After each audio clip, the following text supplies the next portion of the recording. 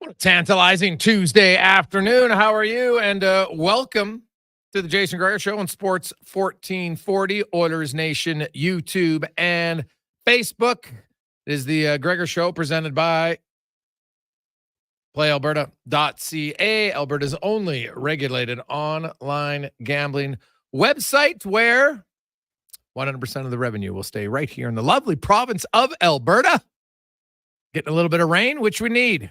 Zero complaints from this kid when it comes to the rain. When you see all of the talk about how dry it's going to be, I look at it this way. I'm like, I'll take a day or two of rain if it means weeks without smoke later on this summer. So sign me up for a little moisture. The golf court, man, my backyard, I'm just watching it just turn green. This is great. So everything's going to look good. The courses will be in great shape. So get out to Cattail and the ranch when you get back into the swing of things, shall we say. All right, maybe you'll see some of the Kings out there. Maple Leafs, Flames, who knows?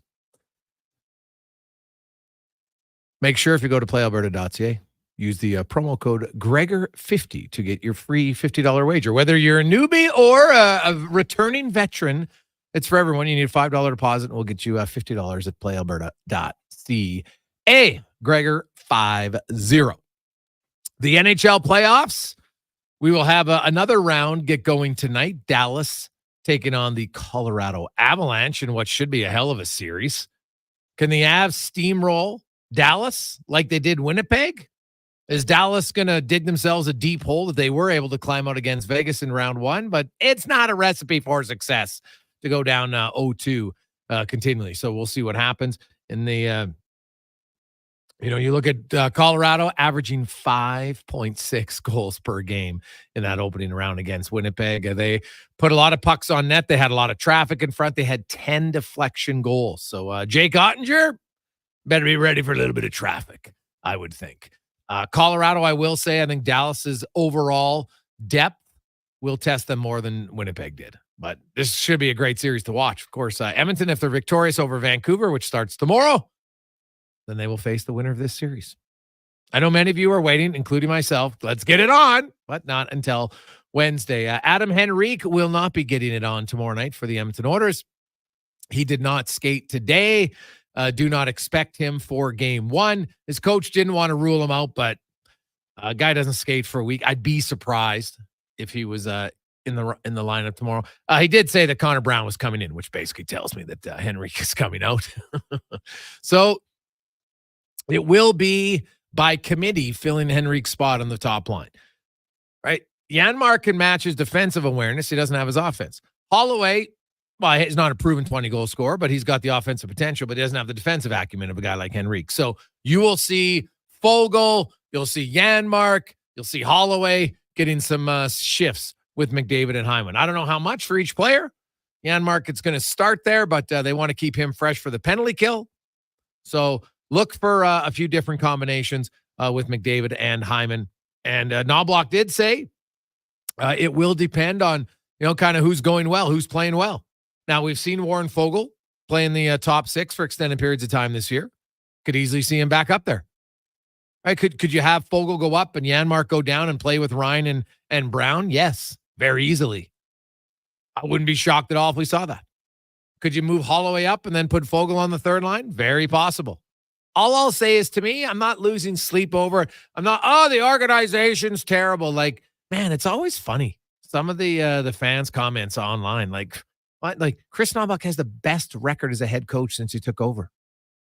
I'm not going to call him an idiot or say the organization doesn't know how to develop Holloway because he's not starting game one of the second round. Dylan Holloway had a good opening round. He scored 2 goals in one game. That was the game they lost. What was their production in the 4 wins? Like, no offense to Dylan Holloway. He's a complimentary player on this team. Not going to be the difference maker, I don't think. Their difference makers are 97, 29, 18, 14, 2, goaltender, right? Nursing, guys who play the most minutes. That's just how it is, right? Now, you would like Holloway and some others to step up at times, which is going to be great. It's going to be needed. But I don't believe whoever is the left winger on the top line is going to be the ultimate difference maker. It's not something to freak out about. Calm down. You don't want to look like a Canucks fan. All right? Be smarter. Sorry, Canucks fans. Playoff time. But some of you, just looking at your comments online. you could be swimming in the area with what I like to say some of the most vocal Oiler fans are. Not necessarily the brightest at times. All right. Now, most of you understand that, hey, the Oilers haven't had consistent lines all year long, and it doesn't hurt them. They play with different guys all the time for exact situations like this. A guy goes down, going to move in different players.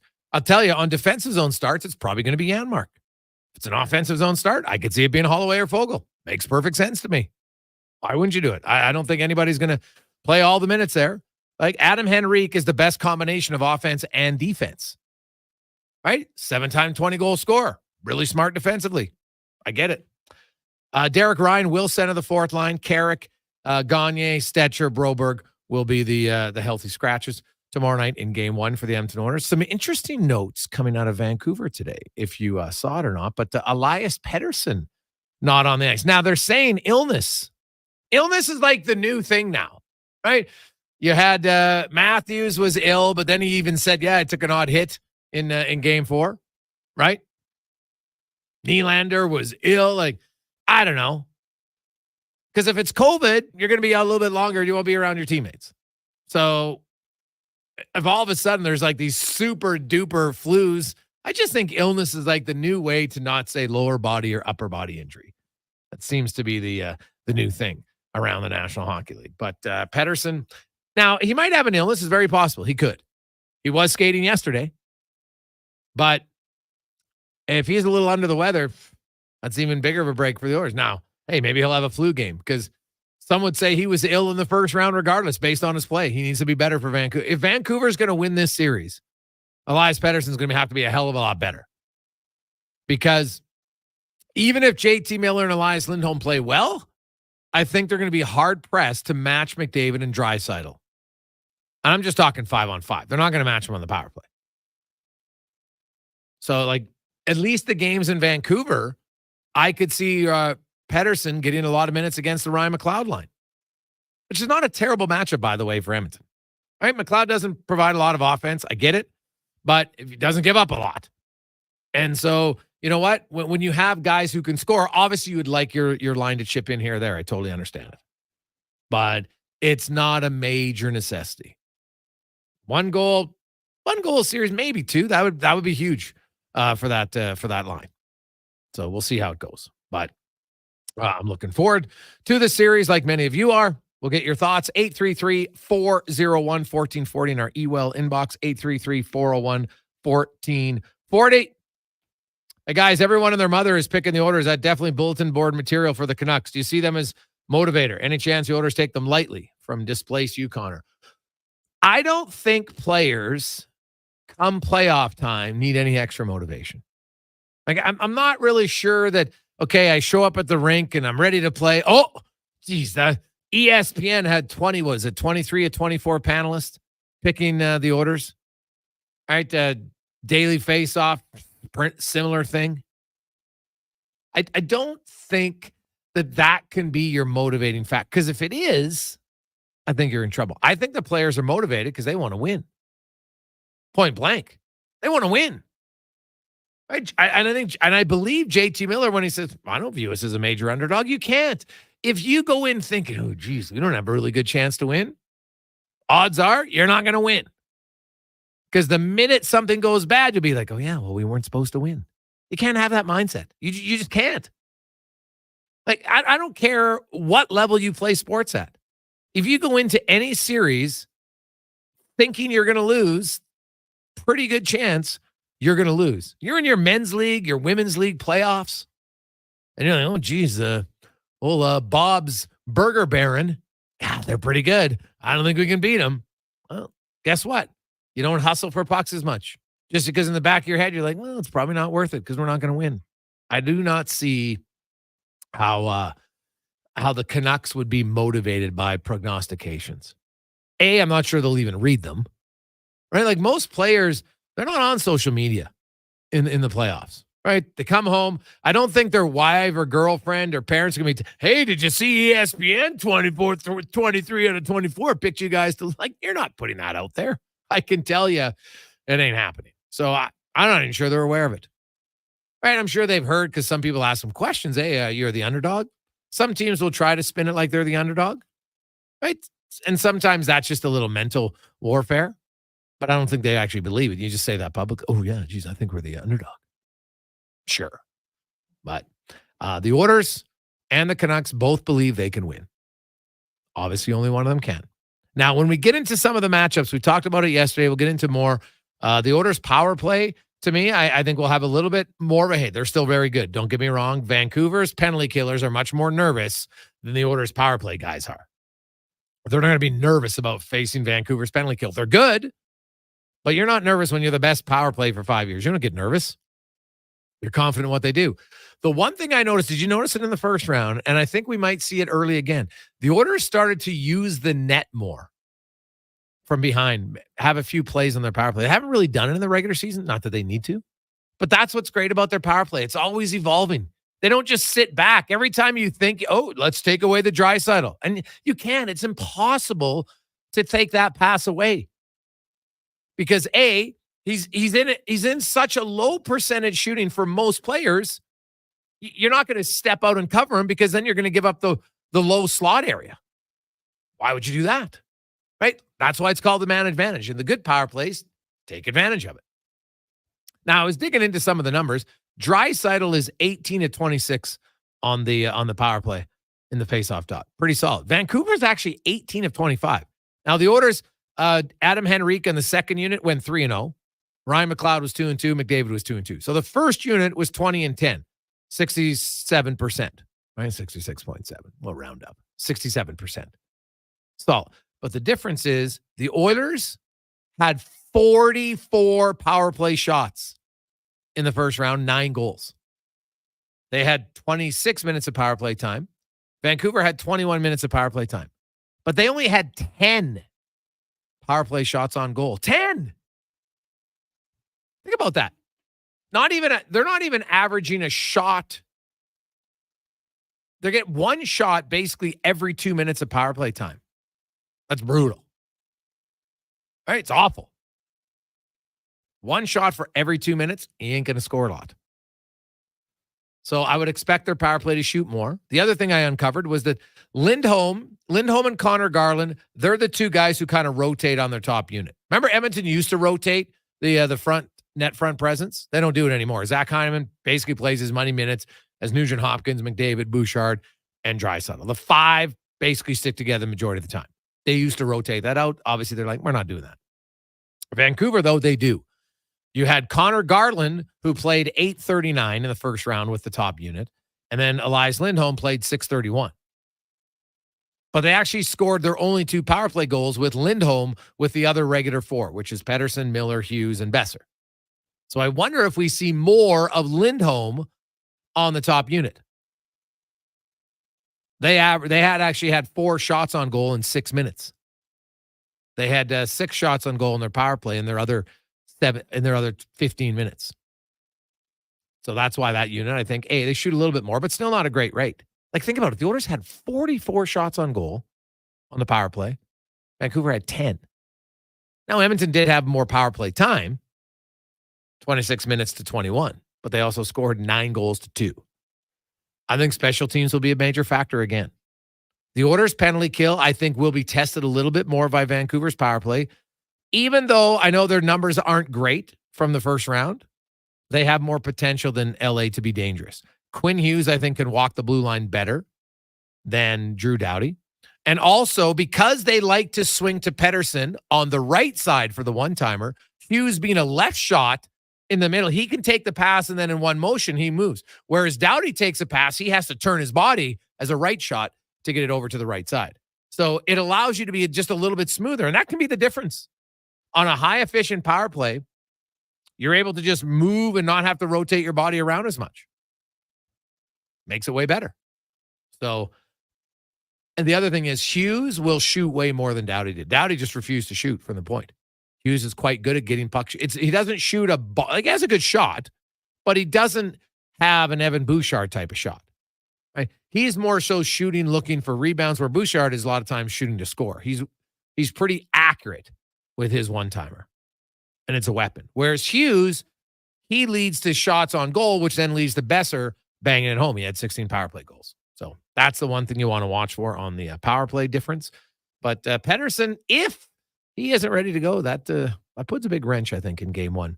Demko, no surprise. We had Kevin Woodley on yesterday. Kevin Woodley, he doesn't think he's going to play at all. Right? They're confirming now that he's out for at least the first 4 games. I'm sure that'll keep adding on. I'm going to go with Woodley. He's in the market. He covers him. He knows the goalies very well. If he says maybe game 6, then, worry about it in game 6. And then let's say you're down 3-2 and your goalies have played well. Are you going to put in Demko in game 6 if he hasn't played in a month? I guess you could, but it would be interesting. Coming up on the show, Paul Sir will join us. Dave McCarthy. We'll hear from Struddy, DVD. Mark Spector will be by. As always, you can get involved, 833-401-1440.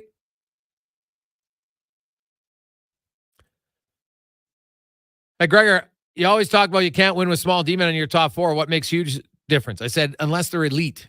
Hughes is elite, but also, did you see his minutes in round 1? His minutes went down.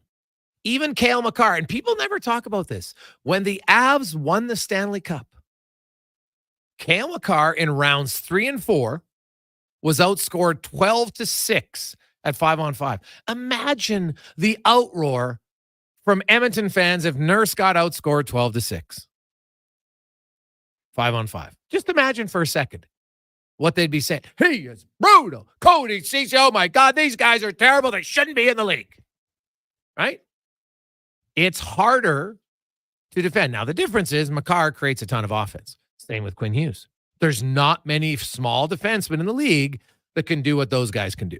Their skating ability, puck moving, everything, but defending at times in the crunch time, when it gets heavier, it's going to be harder on them. Look at Nashville. They pounded Quinn Hughes. His minutes were down significantly. And we asked Evander Kane about it. Now, Evander Kane did. He goes, hey, Hughes is harder to hit than Drew Doughty. Evander Kane's words, not mine. So I'll trust him. I think he knows what he's talking about. Hughes is a little slipperier, but Nashville still got their licks in. And the difference is when you're absorbing hits and you're a $170, it wears you down more than if you're 225. Right? It just does. Even if you're 200. So you can have elite guys, but make no mistake about it. Even the elite smaller defenders have a tougher time in the postseason. Right? But Makar's offense makes up for it. That's the advantage. So if I'm the Edmonton Oilers, I am going out of my way. Now, trust me, they did. Drew Doughty took the most hits in the first round. Now, we'll see. As Kane said, not that Doughty's easy to hit, but he felt like Hughes is a little bit harder to hit. But we'll see how the Oilers attack him. If I'm them, I'm going all over him.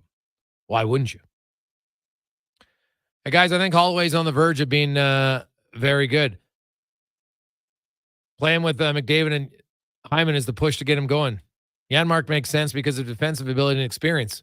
So I'm not mad or upset. Rick, well, exactly. That's what, like the coach, when you look at Adam Henrique, and the thing I like and respect about Chris Knobloch is he just comes out and he's not afraid to say, hey, this is why I'm making the decision. People can get all up in arms about it, but he explains it. He says, hey, we're not just putting one guy there because we don't have another guy who does what Henrique does. Henrique's a 7-time 20-goal scorer, including this year where he had 25 goals. So the only 25-goal scorers they have are like Kane and Hyman, Draisaitl, McDavid, right? Nugent Hopkins a little bit. Even Nuge hasn't had, I don't think he's had 7 20-goal seasons. I have to double check. But then you look at Adam Henrique, and he's a very smart defensive player. So Janmark can match him there, but he doesn't have the offense.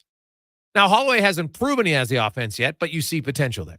So you can say, hey, you know what? Maybe I'll put him there. Warren Fogle had a career year, 21 goals. I don't put him in the same offensive category, but he can do it. I don't put him in the same defensive category as Henrique, but he's close. So you're going to, maybe you see Fogle there. Maybe you see Holloway some shifts. Maybe you're going to see Janmark. I'm curious to see, I think, how the game is going and how those guys are playing, and then also how many penalties the Oilers take. Because if all of a sudden the Oilers are taking penalties, well, guess what? Janmark's on the penalty kill. Chris Knobloch was very quick to point out they want to keep him fresh for the penalty kill. I think he's one of their best penalty killers.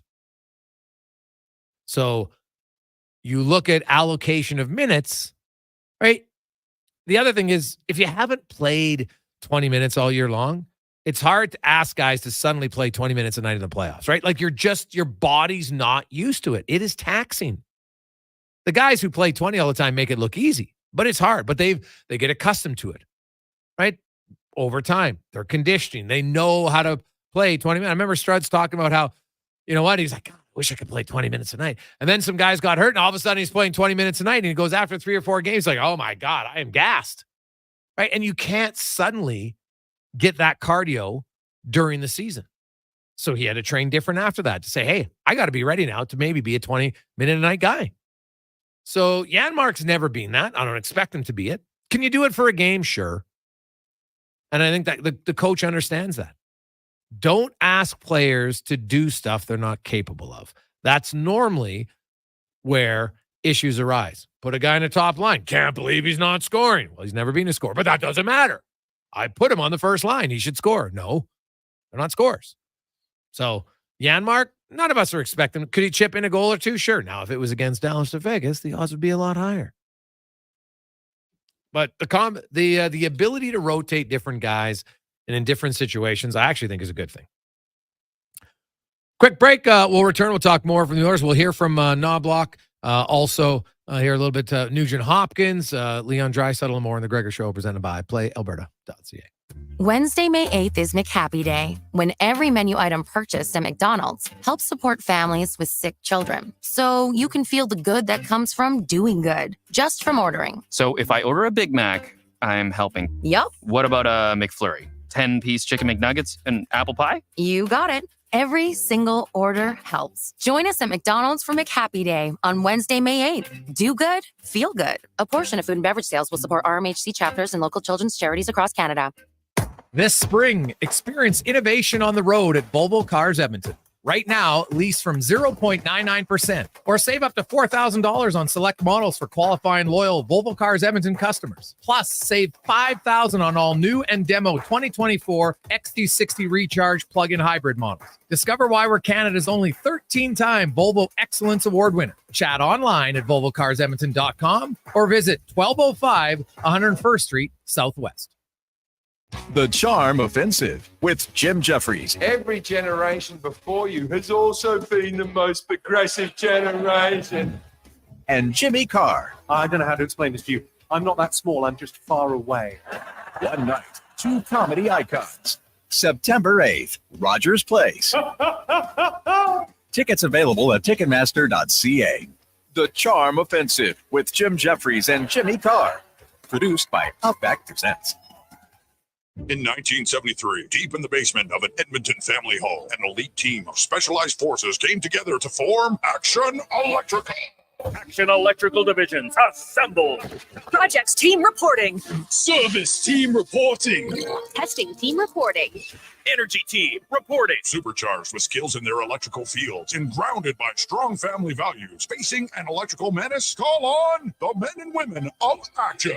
Operating throughout Alberta at actionelectrical.net. What's cracking at Cattail? Their men's league. Play 18 holes for 18 weeks on Tuesdays from 2 to 6 p.m. Then complete the day and head to Out of Bounds. Recently ranked one of Canada's top 10 in fine dining restaurants. For details, visit cattailcrossing.ca. When it comes to your heavy haul trailers, don't settle for a patch job that will fall apart after a hard day's work. Bring your unit to AccuSteel Heavy Haul Trailers. They'll solve the problem once and for all, keeping you working with limited interruptions. For 25 years, their experts have been providing highway and off-road custom trailers for mining, oil and gas construction, and renewable industries. They're your industry leader in engineered heavy haul trailer frame repairs, retrofits, rebuilds, and custom trailer fabrication. Learn more at accusteel.ca.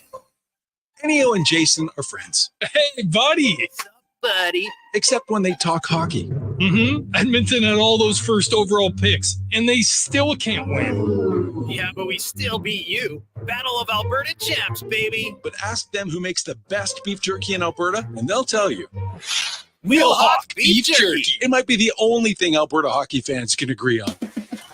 Pick up some Wilhauk beef jerky today in Leduc, Spruce Grove, and West Edmonton Mall. Hey, sports fans, we've got a clear choice for you. At Crystal Glass, we provide customers with the perfect glass for any job. From home to auto and even commercial, installation or repairs, we're your team. Call 310 Glass or visit crystalglass.ca. Crystal Glass. Sports 1440 has added another player to our lineup. Tonight, from 6 to 9, check out Turn Sports with your host, Navin Romerick. Edmonton's exclusive home of sports talk is now rolling 24 hours a day, 7 days a week.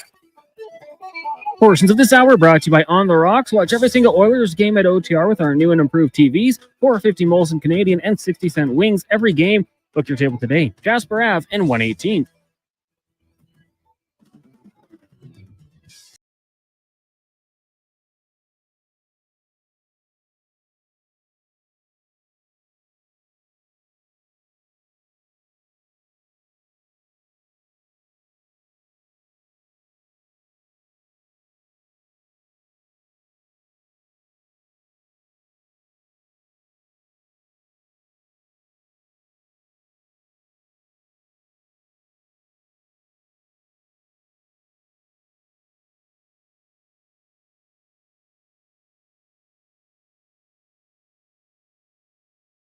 '27. Welcome back, Jason Gregor. Connor Halley with you on Sports 1440, Oilers Nation YouTube and Facebook. Of course, streaming live at sports1440.ca. For you listening on the Stingray, iHeart Radio or Radio Player app, thank you very much.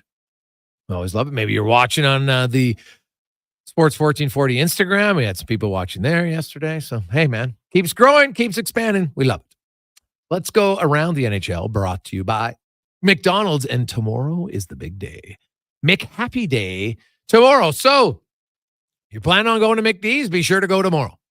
Whether you get the shake, cones, cheeseburgers, no onions, Big Mac, McNuggets, whatever, all portions of those sales will go towards Ronald McDonald House. And you can make a huge difference in families going through a very tough time, whether their kids are at the Glen Rose rehabbing or at the Stollery, where, you know what, it's a situation no parent wants to be in.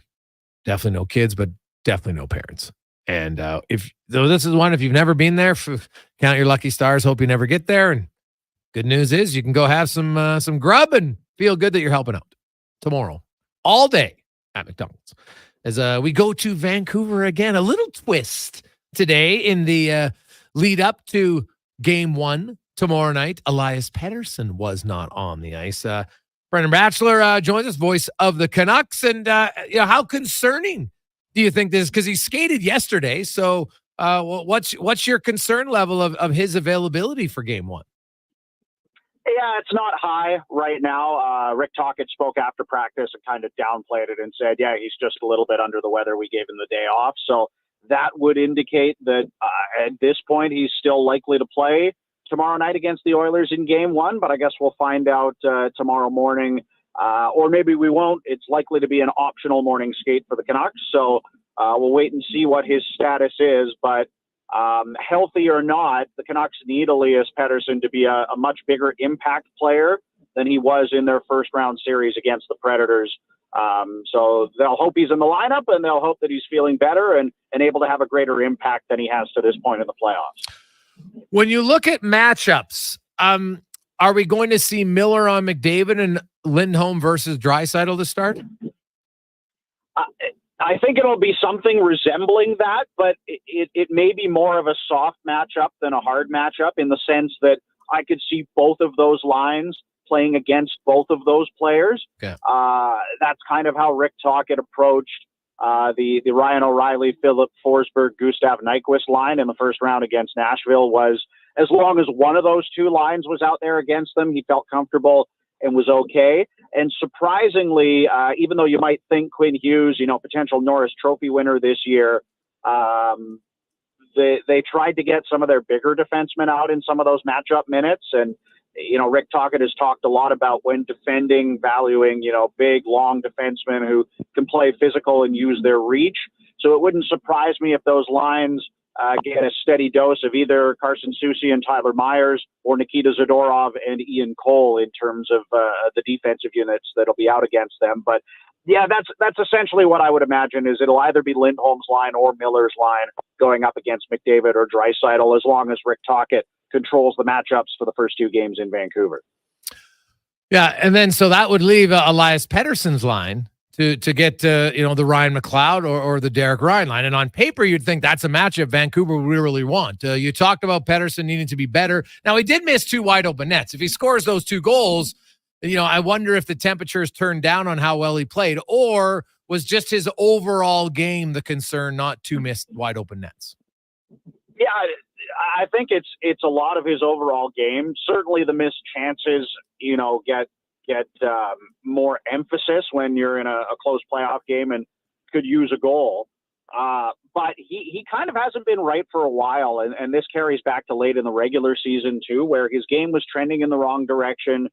His two-way impact hasn't been as good as you would hope or as you might expect.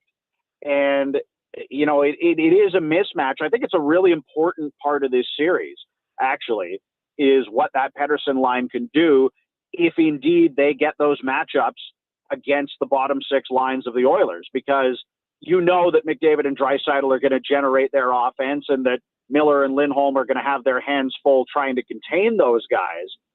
So you might need offense down the lineup. And even though Elias Pettersson, has been one of the Canucks' best players over the last few years, he was a 100-point guy last season. He's essentially in a role right now where it's kind of a bottom 6 role on paper, although they spot him up the lineup and he plays first power play. So he still gets a fair number of minutes. So that is a mismatch that, if the assumption is there that McDavid and Draisaitl will generate a certain amount in this series, and I think, anybody with eyes can see that that's going to happen, the Canucks need to find a way to create mismatches down the lineup and generate offense. So there's going to be pressure on that Pettersson line to produce. And then when you talk about the series shifting back to Edmonton after the first 2 games, then that Pettersson line has to be able to hang in there if indeed the Oilers chase a matchup with McDavid or Draisaitl with that line on the ice. So either way you slice it, to me, that Pettersson line is going to be very important and a key part of whether the Canucks ultimately succeed or fail going forward in this series. Brendan Batchelor joins us as we discuss the Oilers and the Canucks. And Brendan, when you look at matchups, a lot of it comes down to maybe even the defensive pairings even more, right? You got Susie with Meyer, Zadorov and Cole. And Zadorov and Cole had a really good series against Nashville. We saw the minutes of Hughes and Hronek come down from what they were in the regular season, which, a lot of times makes sense. And so if you were looking at defensive pairing matchups, do you think it's going to be kind of a combination of all 3 pairs rotating against the Oilers' top line, or do you think there's one pair they want out more against McDavid and one pair they want more out against Draisaitl? Yeah, I would imagine that the preference will be more of the big physical defensemen out against those lines. Now, that's not to say that Quinn Hughes and Filip Hronek won't play against the Oilers' top players, because, as I said, Quinn Hughes might be the Norris Trophy winner this year. He's certainly been a Norris Trophy nominee. You're kind of limiting your own cause if you're not getting Hughes out onto the ice in as many situations as you can. But that said, we saw Rick Tocchet use some of those bigger defensemen further down the lineup in a matchup role. And it wouldn't surprise me if he wants either a Susie Myers pairing or a Zadorov Cole pairing out against the Oilers' top 2 lines, especially when the Oilers get working on the cycle in the offensive zone and trying to create. If you have big defensemen with long sticks that can fill passing lanes, that, have more real estate on their bodies to block shots, that to me seems like the recipe that Tocchet has wanted to go to. Conversely, if you have Hughes and Hronek out there, then if you can get the puck back, you're able to transition it more effectively because of how Quinn Hughes can kind of control the pace of the game when the puck is on his stick. So, I'll be interested to see. I think the identity of this series is going to be very different because the Canucks and the Predators were both top 5 teams in the league in the regular season in terms of hits, and it was a really physical series. And the Predators really made Hughes pay a price when he had to go back and get the puck. And I'm sure that'll be part of the Oilers' game plan too. I'm just interested to see if they're as effective in that regard or not, because if Hughes has time and space to work with, then he could be a big difference maker, obviously, for this Vancouver team. You always, you look at a series, and at the end of the day, for the most part, your best players, if you're your best players, you got a better chance to win. You can have an unsung guy who comes up with the key goal here or there, and that's obviously huge. And, we saw that Police Suter scored a pretty good goal, a pretty big goal for Vancouver in the deciding game. In goal right now with no Demko for at least the first half of the series, probably longer. What's your view on the goaltenders? Do you think we see both at some point, and would they automatically rotate just after a loss? Yeah, that's hard to say. I think it probably depends more on how the goaltender played than if the Canucks lose a game. I'm fully expecting the 23-year-old Latvian Artur Shilovs to get the start in game one, and that hasn't been confirmed or anything by the hockey club yet, but he pitched a 28-save shutout in the Game 6 win to clinch the series over the Predators. So you're probably not going to go away from that. That said, you can look at it and say, well, Casey DeSmith actually played pretty well against the Oilers in the regular season series. And I know that doesn't necessarily play a whole lot into how this playoff series will carry forward, but DeSmith won 2 games against the Oilers. They were both in Edmonton. So that, he's at least had success against this group before. And one of those 2 games in Edmonton was the one late in the season in April, where the Canucks essentially clinched the Pacific Division by winning that game. So I would say it'll be Shilovs, and as long as he plays well, he will keep the net.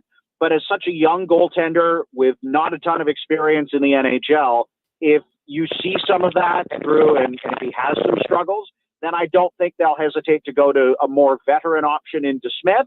And then, if the Canucks can make this a longer series, then we'll see about Thatcher Demko's potential availability. I know there have been reports today that he's likely ruled out for the first 4 games at the very least, if not more. And, even going back in the past, there have been reports coming out of the first round that he would be done for the year, although that doesn't seem to be the case because he has been on the ice multiple times now. So he is working towards getting back. And the question is going to be for the Canucks, with really a race against time, can they keep themselves alive in this series? Can they get a level of goaltending that allows them to win a couple of games so that they can get him back in here potentially for some decisive games, maybe game 6 or game 7 or something like that? But for the moment, it'll be Shilovs. And I think the organization has showed a high level of confidence in him, even though he doesn't have a ton of experience. He's really a composed goaltender in spite of that fact.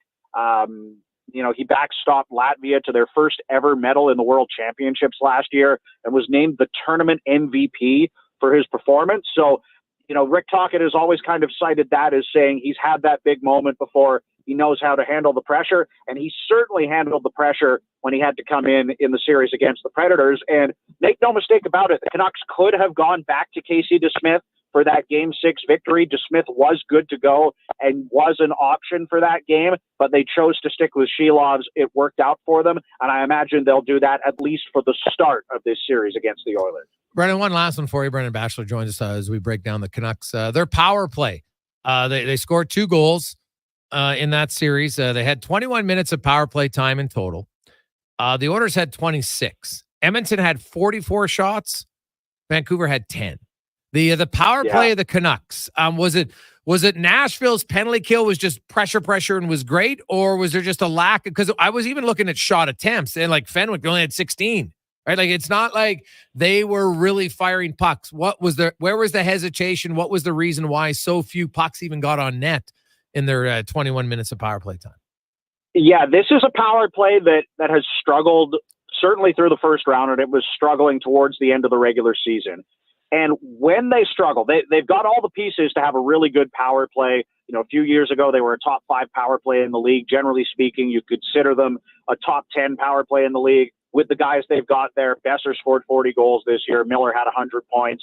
Quinn Hughes, obviously, is a big factor on the blue line. But they get into stretches where they want to set up the perfect play. And if they don't have a perfect shooting lane or they don't have a perfect passing lane, they get into sort of a rut where they'll pass it around the outside and pass it around the outside and keep looking for the lane and keep looking for the opportunity, and the opportunity never arises, and eventually they overpass it so much that someone mishandles it and they turn the puck over, or they try a low percentage opportunity out of frustration and miss the net, or the other team gets it and clears it back down the ice. And then they've also struggled on their zone entries. So when teams are able to get clears, they have a hard time regaining the line, regaining the zone, and getting set up again. And what that has meant is, not a whole lot in terms of offensive generation on the power play. And in a series that I think, as much as you're right, your best players have to be your best players, when the Oilers' power play is as effective as it has been, this is a series that could be won or lost on special teams. That power play has to be a much bigger difference maker than it has been in recent weeks, and certainly in the opening round series against the Predators. And Rick Tocchet has talked a lot about wanting them to create more chaos around the net and try and score power play goals more off broken plays rather than looking for the perfect setup. But at least to this point in the playoffs, they haven't been able to create enough on the man advantage to give themselves those opportunities. So it's something they've worked on a lot. They spent a ton of time in practice yesterday working on their power play. Today at the end of practice, they spent a lot more time working on the penalty kill, which you can understand as well with how effective the Oilers have been on the man advantage. But they need a lot more from that man advantage, and in particular, the first power play unit, if they want to even have a hope of staying in the same ballpark as the Oilers in the special teams battle in this series. Yeah, should be great. We finally get going tomorrow night. Appreciate your time. Sounds good. Looking forward to it. Thank you. There you go. That's Brendan Batchelor joining us from Vancouver. So the Canucks now, would they say for sure Pettersson wasn't playing? Of course not. Now, he was skating today. He didn't skate. Maybe just a little bit under the weather. We'll see tomorrow. My gut would say if it's just an illness, you find a way to play. Now, if it's something else, a little bit different. Adam Henrique, I do not expect to play. He has not skated. He left game 5. He was banged up. And to me, I thought it was an ankle injury.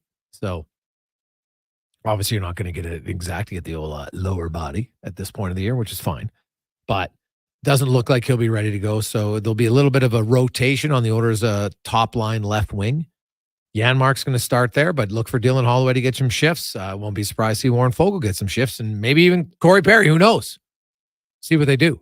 But it won't be just one guy, according to head coach Chris Knoblauch. That was Around the NHL, brought to you by McDonald's. Tomorrow's McHappy Day. Plan ahead. Take a quick break. We'll come back. We got a lot of text to get to at 833-401-1440. You're listening to the Gregor Show, presented by PlayAlberta.ca. You adore your Audi, value your Volkswagen, baby your Beamer. But some of that love fades when repairs take several days and tons of cash for the dealership to do their magic. Let Cochran's Automotive rekindle the flame. They'll professionally repair your import, usually in one day. Audi, BMW, Mercedes, Volkswagen, Honda, and Toyota. Cochran's Automotive will return her to mint condition. Open at 7 a.m. Let Cochran's Automotive repair your automotive air conditioning before things heat up. Cochran's Automotive, 780-452-5001. Hey, Leduc, can Leading Edge Physiotherapy help you? You're listening to the Jason Gregor Show, presented by... Let me answer the best I can. Do you have a pain or injury to your toe, foot, ankle, knee, hip, lower back, middle back, neck, shoulder, elbow, wrist, hand, or finger? Are you dealing with a sprain, strain, fracture, tendonitis, bursitis, arthritis, dizziness, balance issues, surgery, whiplash, or headache? Okay, I can't list all the problems that we can help in Leading Edge Physio in under 30 seconds, and I can't promise we fix everyone. But I can promise that we'll combine our experience, skills, technology, and hands-on care to give you an edge. Life shouldn't hurt. Find us at leadingedgephysio.com. You've got a go-to coffee spot, a trusted barber, even a lucky game day jersey. But when it's about looking your absolute best, there's only one name you need. Mr. Dirk. Family run since 1939. We're experts in crafting impeccable tailor-made suits and offering a wide variety of everyday styles. Pair that with personalized one-on-one fittings and the convenience of on-site tailoring. Mr. Dirk elevates your style game. Visit our Edmonton store or explore MrDirk.com. Score big on style with Mr. Dirk. There's still time to book your tournament at the Ranch Golf and Country Club. As one of Alberta's top tourney courses, the Ranch makes hosting fun and easy for any group or business. No matter how unique or unusual, they'll accommodate your vision for an event no one will soon forget. Start planning your tournament today at their beautifully landscaped course on the outskirts of West Edmonton. On-site event coordinators are here to help, but hurry, availability is limited and booking fast. Visit theranchgolf.com. Edmonton's premium live music and party venue is On the Rocks. Check out Bingo Tunes on Monday. Perform on the best stage in town with karaoke on Wednesdays. Learn how to salsa with Salsa Rocks on Thursdays. And every weekend, OTR goes live. With your favorite bands on the OTR stage and DJ Kenny K. For everything that's going on at On the Rocks, give us a follow. Facebook, Instagram, or Twitter. At On the Rocks, EDM. Eat well, party hard. On the Rocks. On the Rocks. On the Rocks. Open every day till 2 a.m. CW Eves Troughing is busy. That's why they're looking for experienced troughers to run one of their trucks. To get paid top rates, contact CW Eves Troughing at 780-435-1492 or email info@cweves.com.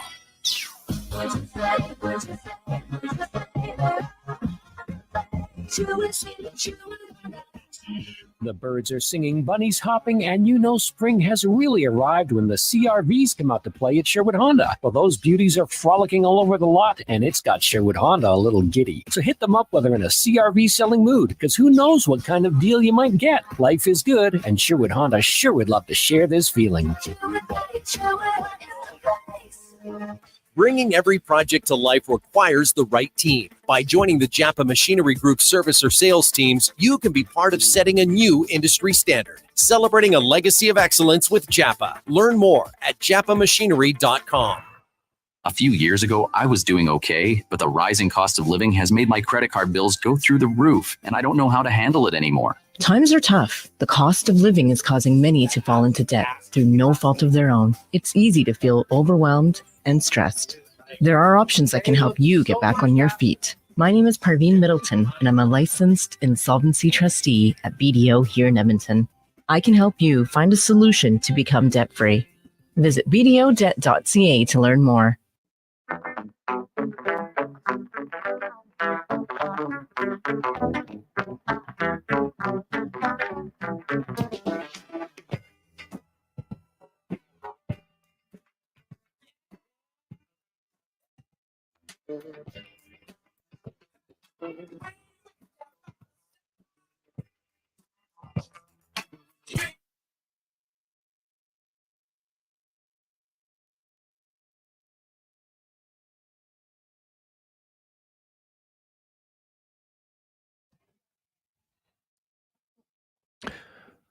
.248.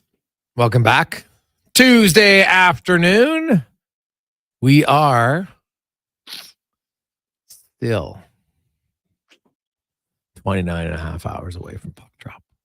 But it's getting closer every minute. Oilers-Canucks. Tomorrow, you have 2 games tonight. As Rangers and Carolina, game 2.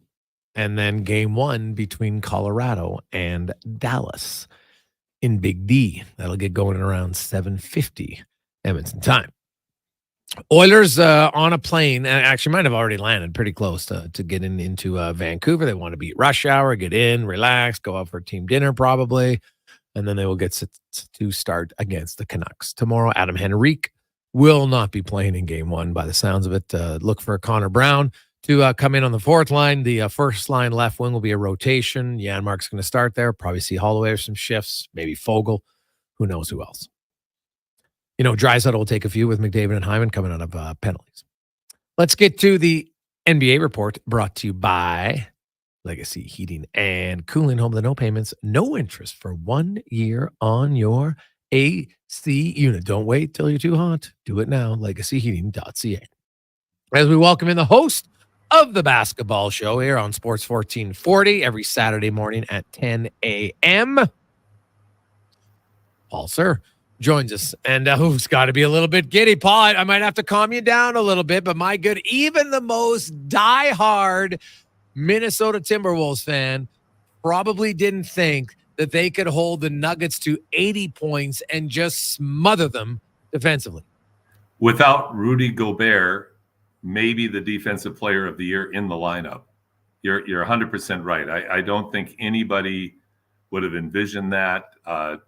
Jamal Murray, it was completely stifled. Jokic was disruptive and as uncomfortable as I've ever seen him. Honestly, like I've never seen him so just completely out of rhythm. The swarming defense, relentless pressure, and then on the offensive side, the ant and the cat. They just had tremendous games. Well, you look at Jamal Murray was 3 for 18. Jokic was 5 for 30. They combined to be 8 for 31 from the floor. Yeah. 0 for 5 from 3-point range. And you're right. They never looked in sync. And, without Gobert, they look quicker, right? Like they attacked all over the floor. I know it's only one guy, but they really pressured him. And obviously now they're going to go home.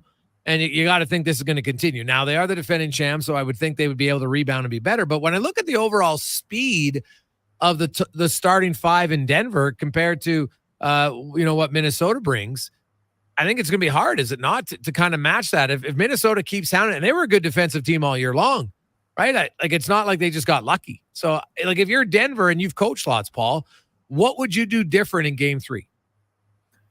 That's a great question.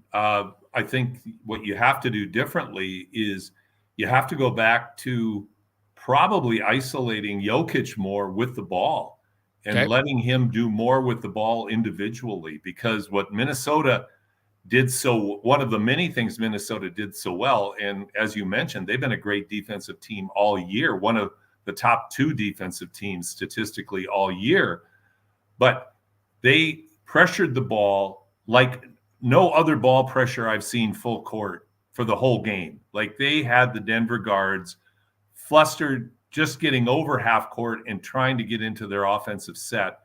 Then they hit Jokic, and the cuts were defended so well. And Jokic usually picks a defense apart. So they might have to go to more Jokic going one-on-one offensively and playing off that versus playing off him as a passer. Because right now, the defense and the depth of the defense on the part of the Timberwolves, Jason, is so good.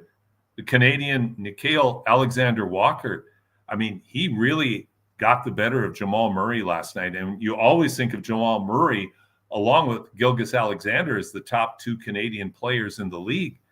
But boy, the strides that Alexander-Walker has made this year are incredible. And the fearlessness that he went after Jamal last night, and Jamal's a bit banged up, so let's be fair to him.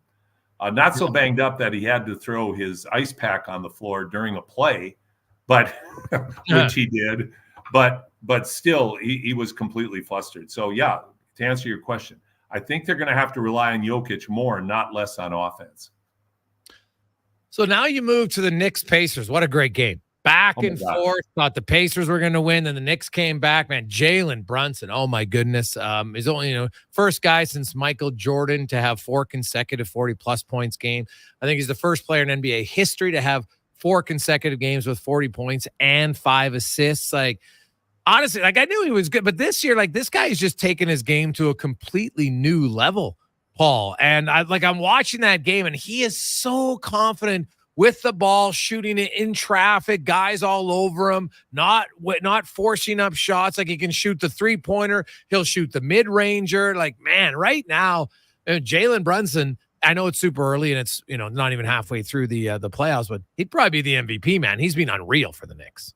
He has been unreal for the Knicks. And when you say that, I agree with you, and that's with Anthony Edwards playing at a stratospheric level for the Wolves. But I agree with you. I think if you picked an MVP right now, there's no player that has carried his entire team for the whole playoff series against Philadelphia, now in Game 1 against Indiana.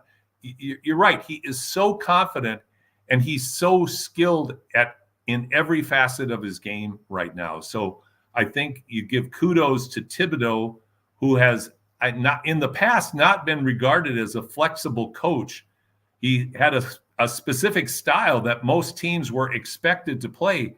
But Tom's learned a bit, and maybe it's because how do you keep Brunson chained up? He's just unleashed him, and Brunson has been phenomenal, absolutely phenomenal. He's not a big guy, but my gosh, he just dissects the defense that he's playing against. Oh God, it very much does. It's entertaining to watch, man. He's really, that's going to be a great series. Now you look at the, we have Dallas or Boston and Cleveland, excuse me, and Dallas and OKC. I had to yawn at the thought of Boston and Cleveland. That just sounds like a dreadful series compared to the other three. It's going to be a blowout, isn't it? It should be. Yeah. I mean, Cleveland really struggled against Orlando, and it looked like Orlando was going to take game 7. But yeah, Boston should just roll them in 4. If they don't, then again, we'll ask a couple of questions about Boston's readiness. But yeah, that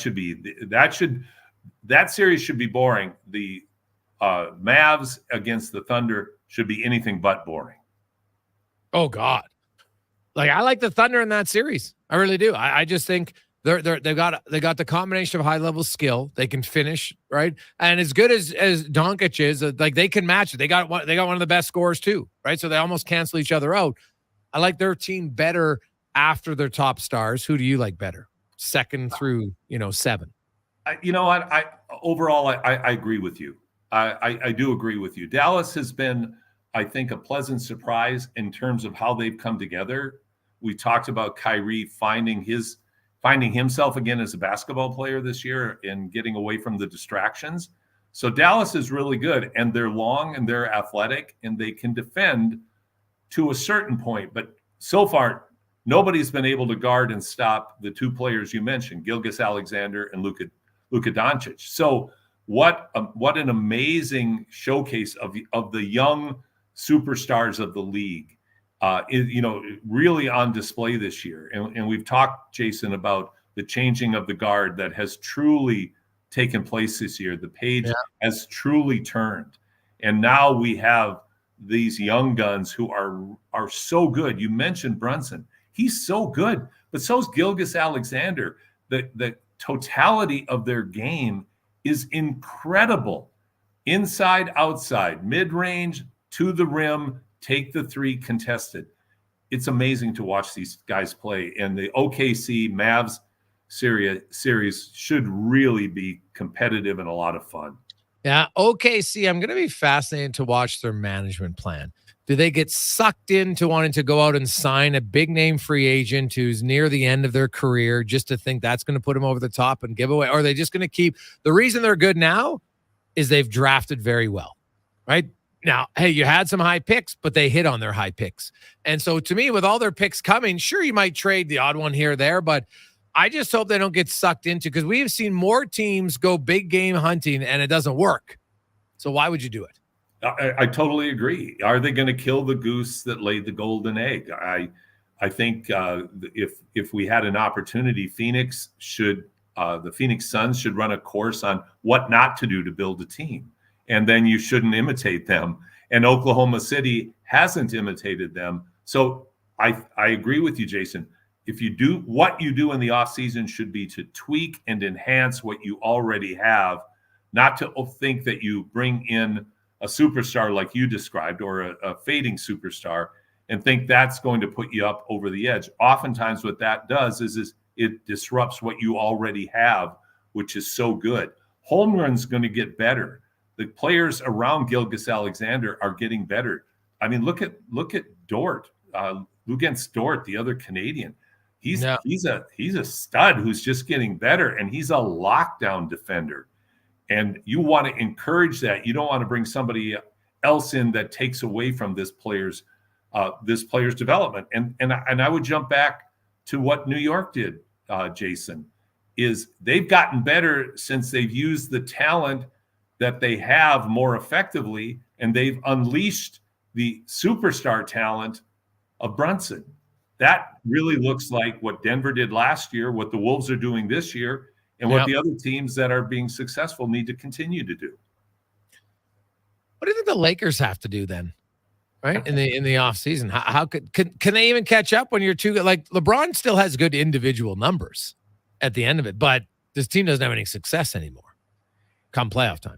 Yeah, and the supporting cast just isn't good enough. And I think that's the key. Like, if you're going to, like, LeBron could be a part of, an integral part of a championship team if you have the right pieces around him. But LeBron can't guard anymore, anything even resembling how he used to be able to guard. That's where you see his age come into the equation now. Offensively, he's a miracle. He doesn't make any sense. But his mobility on defense just isn't what it used to be. So, and Davis, very, very good. But you need more than what they have around him. So they would have to make some key, they'd have to draft in a good way, and they have to make some key acquisitions that would strengthen and enhance their depth. That's going to be the difference, I think, in the Timberwolves against the Nuggets. They have great depth. I mean, when you bring Naz Reid in and he hits 5 threes, and he's been doing that consistently, and he can guard, the Lakers don't have anything resembling that. Paul, great stuff, man. What's coming up this weekend on the show? We've got the newest signee for the Stingers coming on, of course, with Jordan Baker. I'm going to have Bill Wennington on. And Bill Wennington was a member of the Chicago Bulls through 3 of their championships. Canadian, played at St. John's with Chris Mullen. He's going to be doing some broadcasting for the CEBL this year. So Bill's going to join us. And I'm going to have Delaney Gibb on from Raymond, Alberta, who's going to BYU. And Delaney is the best girls basketball player. And this is saying a lot. The best coming out of high school since Yvonne Edgem. Really? And Delaney is the real deal. She's been on the Canadian. I mean, she was a reserve on the Canadian national team this past year at 17. Delaney's the real deal. And so we're going to have her on, and then we're working on getting an NBA analyst on as well. So it's going to be a great show. Awesome stuff, Paul. We'll be tuning in. Have a great weekend. Thanks, Jason. That's Paul Sir, host of the Basketball Show. Listen in every Saturday, 10 a.m. here on Sports 1440. When we come back, Terry Ryan will join us on the show. But first, we'll get to the Con Man and a Sports 1440 update brought to you by your Alberta GMC dealers. You can get up to $5,300 catch purchase credit on a 2024 Sierra 1500 Denali Ultimate. Plus, eligible Costco members can get an additional $1,200 bonus on select trucks right now at all Alberta GMC dealers. This is a Sports 1440 update. 2 games on the ice tonight in the Stanley Cup playoffs. Just after 5 o'clock, it's game 2 as the Rangers look to take a 2-0 series lead over the Carolina Hurricanes. Then at 7:45 or so, it's the Stars and Avalanche meeting in game 1 of their best of 7 down in Dallas.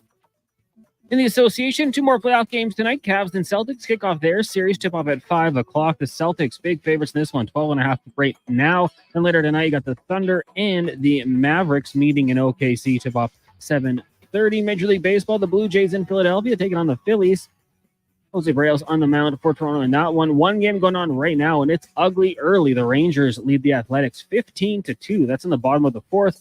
Elsewhere, Guardians will be hosting the Tigers, Angels in Pittsburgh, Reds take on the Diamondbacks, the White Sox in Tampa, Yankees host the Astros, Red Sox in Atlanta, the Twins up against the Mariners, Mets meet the Cards, Rockies host the Giants, and the Marlins in Los Angeles taking on the Dodgers. In the WHL, it's Game 7 of the Eastern Conference Finals. Moose Jaws in Saskatoon, puck drop 7 o'clock for that one. In the CFL, wide receiver Emmanuel Arsenault, who spent the last 2 seasons of a 14-year career with the Edmonton Elks, announced his retirement. He played in 164 career games in the CFL with the Lions, Riders, and Elks, catching 645 passes for over 9,000 yards and 58 touchdowns. Also, the CFL announcing that they suspended Toronto Argonauts quarterback Chad Kelly for a minimum of 9 regular season games for violating the league's gender-based violence policy. The decision comes after the league commissioned an independent third-party investigation into allegations made against Kelly in February by a female former Argos assistant strength coach who is suing him for sexual harassment and the team for wrongful dismissal. And being waived by the Patriots, Canadian quarterback Nathan Rourke was claimed earlier today by the New York Giants. Coming up in hour 2 of the Jason Gregor Show, we'll be joined by our co-host and former NHLer Terry Ryan, as well as Dave McCarthy from Sirius XM NHL. I'm Connor Halley. This has been a Sports 1440 update. This is Sports 1440, a Stingray radio station broadcasting on Treaty 6 territory. Download the free iHeartRadio app and listen to CKJR wherever you go. The playoffs are wild. We all know that. And this year, Play Alberta is making it even wilder. Make a deposit with promo code Gregor50 to snag a $50 free sports bet with your next deposit. Get ready for unbeatable promotions throughout the playoffs with 10-plus odds boost on every Oilers playoff game. Score a chance to win a pair of lower bowl or even exclusive sweet tickets for an Oilers playoff game just by making a bet on an Oilers playoff game at playalberta.ca. Bonus terms and conditions apply. Your love for strawberries is very passionate, you say. Just wait till you get your next taste of Booster Juice. The new strawberry blush smoothie made with strawberries, bananas, vanilla oat, and vanilla frozen yogurt will make you fall in love. And there's nothing like the Strawberry Serenity Teaser, a blend of strawberry juice, green tea, and honey. And for a tasty treat to pair perfectly with your berry obsession, the Strawberries and Cream Booster Ball has returned like your favorite dream. Visit a Booster Juice near you today or download the Booster Rewards app. The Junior Prospects Hockey League is entering its third season of gameplay. The JPHL now offers academic and athletic opportunities in the 14U, 15, 17, and 18U age divisions. All JPHL games are broadcast live on Silent Ice TV with a showcase-style game schedule and high level of travel and accommodations for its team, staff, and players. To learn more about why the JPHL is the fastest-growing elite hockey academy stream in Western Canada, visit juniorprospectshockeyleague.com. Mr. Ruther makes a prank phone call. It's ringing. Hello? Hello there. Is your faucet running? Yeah, actually it is. I have this really annoying drip. Oh, you'll want to check for mineral buildup or corrosion. Otherwise, it's likely a defective gasket or O-ring. I got him good. Mr. Reuter, you're the worst at this. For lousy punchlines and immaculate water lines, trust one plumber, Mr. Reuter. Your business is unique. It has its own challenges and its own risks. Does your commercial insurance reflect that? At High Street Insurance, we believe in a personalized approach. Thanks, Jason. As an independent broker, we take the time to create a partnership with you. You're listening to your business and ensure that your insurance coverage is specifically designed to protect what matters to you. Insurance that's dependable, transparent, and tailored to suit your unique needs. Good protection starts with understanding you. Reach out to us today at highstreetinsurance.com. Wednesday, May 8th is McHappy Day, when every menu item purchased at McDonald's helps support families with sick children. So you can feel the good that comes from doing good, just from ordering. So if I order a Big Mac, I'm helping. Yup. What about a McFlurry? 10-piece chicken McNuggets and apple pie? You got it. Every single order helps. Join us at McDonald's for McHappy Day on Wednesday, May 8th. Do good, feel good. A portion of food and beverage sales will support RMHC chapters and local children's charities across Canada. Experience the future of car shopping at Windermere Chrysler. The floor-to-ceiling windows in our stunning new showroom bathe every sleek model in natural light. But that's not all. While you relax in our customer lounge, peek through the unique viewing window into the service area. Watch our expert team at work, ensuring your vehicle is in top form. Plus, every service appointment includes a complimentary tire and wheel alignment analysis and a full car wash and vacuum. The choice is clear. It's Windermere. Visit windermerecdjr.ca.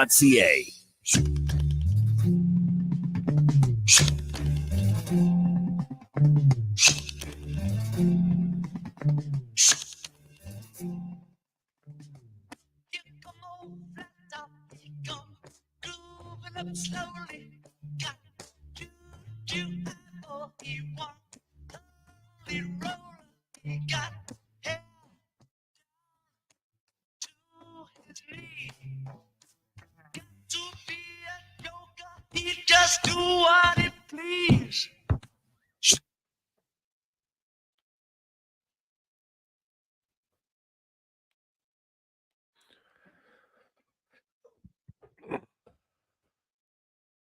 We roll through. Lovely Tuesday afternoon. How you doing? Turn your lights on as you make your way home. Of course, in the rain. Now, the rain's supposed to slow down by tomorrow, but hey, good little soaker, man. This is going to be great for all the trees, the grass, the plants, everything. This is awesome.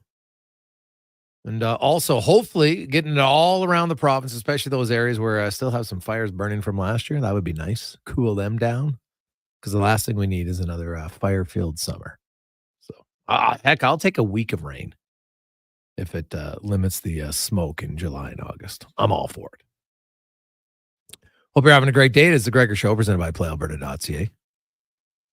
Use the promo code Gregor50 and you'll get a free $50 wager at playalberta.ca. as we welcome to the program gentlemen who you can watch on TV in season 3 coming out later this month. Of course, he plays the role of Hitch in Shoresy. He's a 2-time author, inducted into the Newfoundland Sports Hall of Fame. Terry Ryan joins us. TR, how you doing? I'm all right in Halifax, Nova Scotia. Downtown. Halifax. Hey, have you ever been to Wolfville? I have been to Wolfville, a big university town, obviously. Oh, dude, in Acadia, yeah, I have to say, fun town. What were you doing there? Well, my brother played there when they won a few championships. Oh, I see. Okay, yeah. I've known people in and out, but I've just known buddies that have gone there over the years, so I had to go check it out. It's a great university town, as you know, and those places are usually fun, especially when you're that age, in your 20s. So I spent a lot of time. God. Yeah, for sure. Now, are you you've become such a big star now? You're doing the show in Shades. I like that. So that's it's a step up now. That's awesome. The NHL playoffs are done round 1. I haven't talked to you since the Leafs. I know you're kind of a Leafs fan, of course. So another devastating loss for the Maple Leafs over the Bruins. A tight series. It goes to 7. You lose in overtime. Hey, you know what? On a great play, by the way. Although I don't know if Lindholm could make a better dump in if he tried, in 90 times. And then to time it perfectly to Pasternak. He gets it in full flight, makes a great, that's a great play by them. I know people Marner should have picked up Pasternak. Now you played, Terry. You come off the bench and Pasternak's in full stride.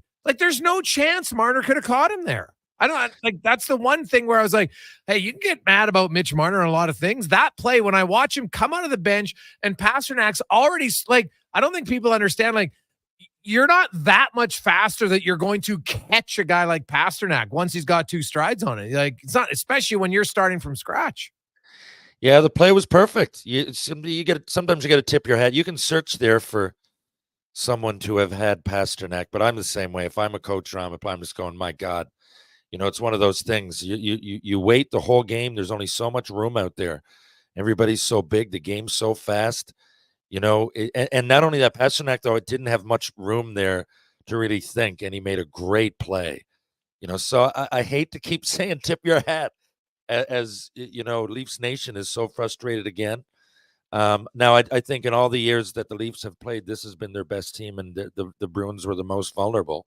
So, I'm not saying that changes don't need to be made, because it was, a hard-fought series, and especially the comeback. I mean, the last 3 games, were great hockey, and they adjusted well. I thought Keefe did a great job in those games, so the very people that, are probably going to get let go. But again, something has to happen. So I don't think it's as big. It seems like panic if you're a Leafs fan, because so many things have gone on and the wait's been so long. But now I just think, this is a reason. Now they'll really scrub the situation off here, and either the president's gone, coach, one of those players, probably Marner. I don't know how you would do it with Tavares, but so something will happen here, and they'll come back. And people were comparing it in Toronto, to the Raptors and now the Blue Jays, and I don't think it's as grim a situation as the Raptors. They're starting from scratch. Nobody wants to hear it. I think this is it, though. Now you do make a change, and going forward, you've got a lot of positives, going for you. So I don't think it's as grim as everybody thinks. It's just that the wait is extended. Their coach has to be gone, though, correct? You would think. I mean, that's the easiest. And there was enough reason. It's not just Fall Guy. I mean, I think he'll be good somewhere. I don't think Keefe's a bad coach, but just some of the things he said in the playoffs, and obviously people respond. I mean, it's if you want to get analytical, then that's one of the most obvious choices that you would make, because people seem to get a bump when they fire the coach. I mean, I'm talking to the Oilers Nation here, so you guys can identify. So I do think he'll be gone. And, a few changes need to be made. That's at this point, it's going to, I think, at least be Keefe. Wouldn't you be surprised if it's not Shanahan? I mean, I don't know. Shanahan's on the inside. He's a smart guy that's dangled around those higher ups, the people at the very top for years. So maybe his Shanna plan keeps going. I mean, you don't really know, right? And if you look at it from a business perspective, I don't know. Like, he did a lot of good things at the start, from honor the people in the organization that needed to be honored, to putting something together that was, and then, getting those core 4 guys, it took some level of prowess to it and professionalism, and they just haven't won. So I just think at this point, it's just been so long that, I mean, it'd be, no matter what you were doing, you would have to change things up, right? They're right there. And I think it's just for a fresh look and for the fans as anything else. I mean, what do you think? Oh, to me, there's a lot of comments he made all year long. I just looking at the end of the day, they haven't taken any steps. So I think it's a combination of, they don't have the players. Their best players aren't their best players when it matters most. But I also don't think the coach has instilled enough new things to help them get over the top. So I think it's a combination. Right now, he could go somewhere else and have a lot of success, right? Like, that happens. We've seen many coaches do it. So, I wouldn't be surprised if he gets another look somewhere else, but I think it would be time to move on. It's funny because his extension hasn't even kicked in yet, but that team has more money than any team in the league. So I don't think that's a concern for them. But I thought it was an odd extension signing at the time it was announced. Yeah. I never really understood that. So, we'll see where it goes from here regarding them. But, they bumped everything back. They're not talking till Friday. I think that gives them time to exhale, think about it. But I wouldn't be surprised if there's changes coming there. Now, we do have the Oilers and the Canucks, an all-Canadian matchup. The final 2 teams left to be, quote, Canada's team. Canada is going to have at least one team in the conference finals, although I'm not a real big believer in Canada's team. I don't find that, I don't think a self-respecting Flame fan is like, oof, go Oilers, go Canucks. Like, I don't see it happening, and nor should it, to be honest. I don't really buy into that. I will say that, I view the Oilers as a favorite in this series, just like I did last series against the LA Kings. With the fact that Demko's not in, I think it gives Edmonton even a bigger advantage to start the series. I think they'll be different. Vancouver is a good defensive team, but so is LA, and Edmonton found a way to beat them.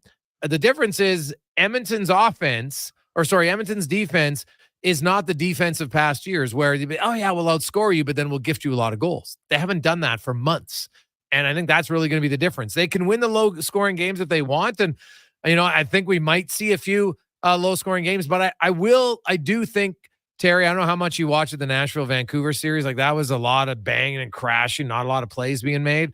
I think there'll be more plays made, thus more scoring chances, which will lead to more goals total. Not necessarily more than the LA Edmonton series, but definitely more than the Vancouver Nashville series. Yeah, I did notice that. Those games, good God, like, people talk about the physicality in hockey being an old school. It's leaving the game. I totally disagree. And every year in the playoffs, I just remind people, just watch, because it steps up. And certain series are just, especially if you got 2 teams that are coming in with the same philosophy. You know what I mean? Like, it's like a lot of banging and crashing, and it shows you why anybody can get to the final, man, because a lot of it is heart and desire. As much as it's skill, it's heart and desire. So I ask you then, what do you think? What do you think is going to be Vancouver's game plan coming in? If I'm Edmonton, even though Edmonton are strong, they're tough. I think LA had a lot more hits, right? So I'm thinking that was LA's plan coming in. But right now, I'm thinking, at the very least, like, finish on Hughes as much as you possibly can. It doesn't even have to be hard. Just know he's got to know that you're coming. So, but I wouldn't change the whole thing for the whole philosophy for the whole team. The Oilers, can these guys match the speed? Are they going to come at the Oilers and try to throw them off, even though, for a lot of the year they were number 1? Like, what do you think? Well, if I'm Edmonton, I think Edmonton is comfortable that, hey, if you want to play a low-scoring game for a time, we'll do it. I was looking at the numbers all year long. Edmonton's defense probably is underrated. Even after their dreadful start, it's still at the end of the year, they still ranked in the top 10 in a lot of defensive categories. And they were close to top 5 from game 60, well, basically the 69 games of non-block. I look at Edmonton, and I think that, hey, our special teams we're confident in. Obviously, you want to stay disciplined. They didn't take a lot of penalties. But 5-on-5, I think Edmonton feels, you know what? Vancouver likes to sit back a bit, and Edmonton has shown that they know how to play that style. They beat LA doing it 3 times. Right. So now Vancouver doesn't sit back as much as LA. They definitely don't do a 1-3-1 per se. But they're a chip and chase team, Terry, which is, I think, plays into Edmonton's hands because Paul Coffey has really worked on his defensemen. Get back, make plays. Get back, make plays. And Edmonton can transition the puck. So I'm going to be curious to see if Vancouver wants to chip and chase, I think that plays into Edmonton's game a little bit more because Vancouver, they don't have a lot of big forwards. So I don't necessarily see them being able to knock around Edmonton's defense and then hem him in. And if Edmonton gets back and they can move the play, you transition it up because you got McLeod can burn on one line. You got McDavid, you got Draisaitl, you got Nugent Hopkins, you got Kane. Like they got a lot of speed in their top 3 lines. So I don't think a chip and chase style works for Vancouver. So I think Edmonton is like, get a lead and force Vancouver to try to play a possession game. And that even benefits them because Vancouver, you know what? Unless Elias Pettersson finds his game, I don't see how they win the series. I agree. And that's why I'm so curious what their game plan is going to be. But like you just said, yeah, if they start to chip and chase it, then that might play into Edmonton's hands. Same thing if I'm Edmonton forwards, honestly, because the Vancouver do have some small, speedy guys, but you know, I'm really, really taking it to the net. I'm cycling. I'm taking it to the net. I'm just making a strain, right? I'm making a strain, and I'm doing that early in the series because I do think it's more likely for Vancouver to wear down if it gets to be that type of a series quicker anyway. Everybody's going to wear down. Yeah, like the special teams game, I was stunned at LA's stubbornness in round 1. They never changed. Right, like their penalty kill was getting murdered, and they're like, "Oh, we're still going to let Edmonton just set up off of the face-off all the time." And I was like, "What is like the lack of willingness to try something new on their penalty kill surprised me." And then their power play, just Edmonton essentially said, "Here, Drew Doughty, we'll let you shoot from the point," and he wouldn't shoot from the point. So they're like, "Okay," because they kept taking away the pass to Kempe, which is what they wanted. They being LA, so. Vancouver's power play, I think, will possess more challenges for Edmonton's penalty kill. I think Quinn Hughes is better at walking the blue line than Doughty. He's very good at getting pucks through. Besser's good around the net. They do have both Miller on the left side and Pettersson on the right side as shooters that can help them. So I think they possess more, even though their power plays are the exact same percentage pretty much in the regular season. I think Vancouver's, when they're rolling, is more dangerous. But as we saw against Nashville, they didn't shoot the puck. Right. So they don't have a lot of confidence on their power play, TR, and you were an offensive player. So when guys are lacking confidence on their power play, like they're always looking, "Oh, gee, I don't want to shoot it. We got to get a better pass." So if you're a penalty killing team like the Oilers against a power play right now that is struggling, not that you up your pressure, but is it still focused so much on pressure because this is a group that right now seems hesitant to want to shoot the puck? I always think about what it's like if you're on the defensive side of it. Or on the offensive side of it, and I always hated pressure. So yes, I would, especially when there was a panic. If we started to go like 0 for 6, 0 for 7, you could see it in the Leaf series. I mean, they're here. They are like number 6 or 7 on the year, right? And they score 1 goal in the play. I mean, people are talking about switching to getting this, blame it on the goalie, and they need better defense. What do you think about it? They only had 2 goals a game for like 14. Outside of 1 game, they had more than 2 goals. Once in 14 games, and their power play was abysmal. But you could see them squeezing their sticks at the end of it. What's going to be interesting with the Canucks and the Oilers is that they can change their philosophy. Like you said, the Kings, you know what they were going to do, and they weren't thinking on the fly very much. But the Oilers and the Canucks can kind of change midway, and they have guys that are so instinctively offensive that they can do things that aren't even in a playbook. You know what I mean? And as far as the Oilers just start stretching out, at some point you can't watch Draisaitl. He's right on the line. He's still dangerous to put it in, which is scary. But you can't just keep go over. It's going to open right up, and every time they get in trouble, they do that, and that makes one of those lethal players open. And the Canucks have a similar approach. So this will be real interesting.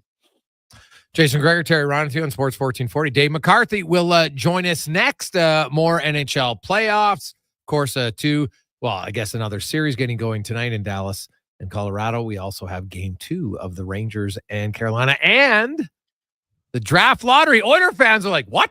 The draft lottery's on?" And you don't care about it, nor should you. unless you maybe have a family member who's going to go in the top. But we'll talk about it to outline the odds. And, Celebrini, where's he going to be going? Sounds like he's the number one pick. But it is a time where if you're not in it, you don't care. And Oilers fans spend so much time in the draft lottery, they probably don't even want to talk about it. But we will, because it is important for other teams around the league. Is there a team you want to win the draft lottery? 833-401-1440. Gather around the radio, kiddies, for the best time of day. It's Oodle Noodle time. Listen in this week as your noodle hero battles the barbarous Bobby Burger. Now sing along. You know the word. Oodle Noodle time. Oodle Noodle time. You know what time it is now. Get up and give me your best Oodle Noodle dance. Your best time of day is Oodle Noodle time. Whether you're gearing up for a corporate golf tournament or just taking a client out for a round, get your branded shirts, jackets, golf caps, and prizing at Elite Promotional Marketing. Before you tee off, make sure you head to elitepromomarketing.com. A full-service provider of heavy haul transportation and rigging at the highest level. Next Gen Transportation. We're developing new and innovative ways to transport oversized and overweight equipment to remote and challenging locations. Our Next Gen team leads with a wealth of experience and expertise. But most importantly, we put safety first, so everyone gets home safely. We also take great pride in supporting our local community programs and teams. Good luck to everyone this season and in the year ahead. Visit nextgentransportation.com.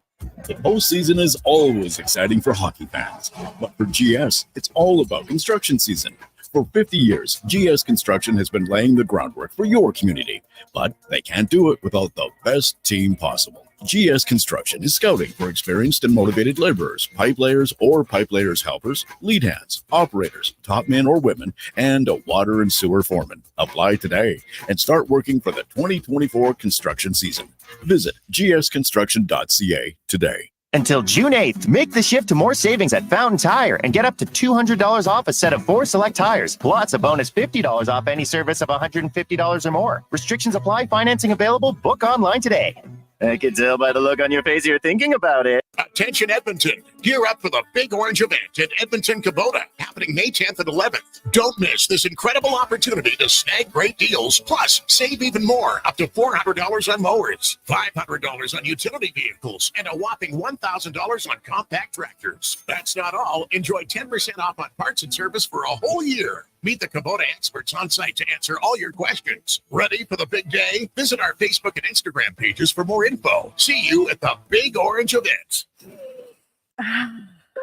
Bon-Ton Bakery has been baking bread since 1956, but also offers a whole store of delicious local and specialty foods today. So we're not just your daily bread source. Bon-Ton has treats for your friends and workmates, cakes for those special occasions, monthly features so you can try something new each time you visit, including many healthy options. There's something for everyone. Bon-Ton Bakery, open 9 to 5, Tuesday to Saturday. Online at bonton.ca. I take possession of my commercial space in 3 months. I need lighting. I need a fire alarm. I need data. I need a generator. I need panels. Sounds like a job for the men and women of Action Electrical. Projects team reporting. We design, build, and construct all the electrical systems for your projects. Need everything to work right? Get the Action Electrical project team on your site. Facing an electrical menace? Call the men and women of Action. Operating throughout Alberta at actionelectrical.net.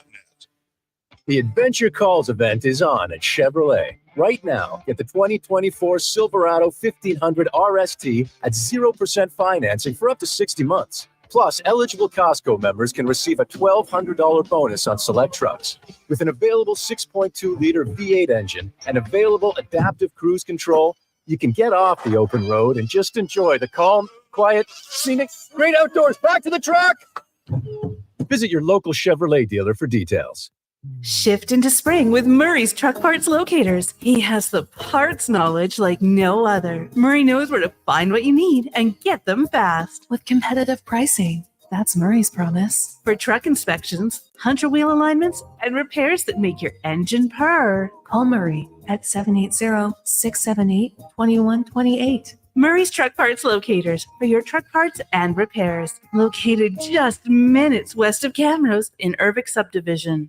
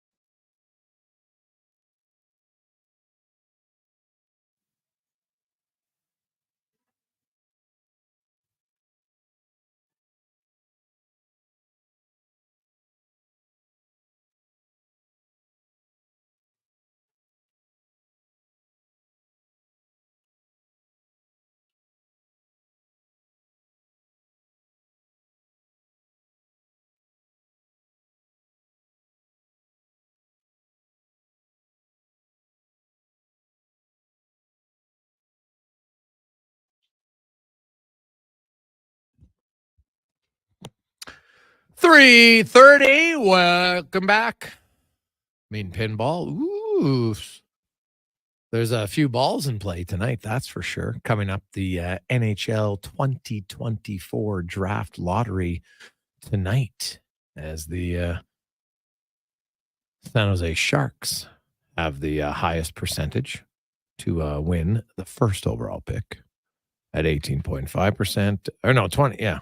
Then Chicago, Anaheim, Columbus. San Jose actually has, I think, closer to 25% chance, just because of other things, because the other teams who can't win, right? You have Philly can only move up to number 2, Minnesota, Pittsburgh, Detroit, St. Louis, all the same. So if any of those teams win, which is a total of 8%, then that actually increases San Jose's chances of holding down the number 1 spot. We'll see. Comes up later. Canadian teams, if you're interested, Montreal, 5th best chance. Ottawa, 7th. Calgary, the 9th best chance to win the draft lottery. I'll give you my rankings on the 4 teams that I would like to see win in a second. But first, we'll get to our big guest of the day, brought to you by Silent Ice Sports and Entertainment, innovated sporting leader across with numerous sports leagues and teams. They, of course, have the new Female Super League, as well as the Seattle Thunderbirds, the Spruce Grove Saints, Junior Prospects Hockey League, and more. That is Silent Ice Sports and Entertainment. As we welcome in our good friend, regular Tuesday guest here on Sports 1440 from Sirius XM, Dave McCarthy joins us. And so, Dave, here's my just ranked in order from 1 to 4 teams I would like to see win for a variety of different reasons, whether it's chaos, rivalry, history, a team that I think is a good match. I have Utah 1, Calgary 2, Montreal 3, and Anaheim 4. If you had to give me your top 4 teams that you would like to see win, who are they and why?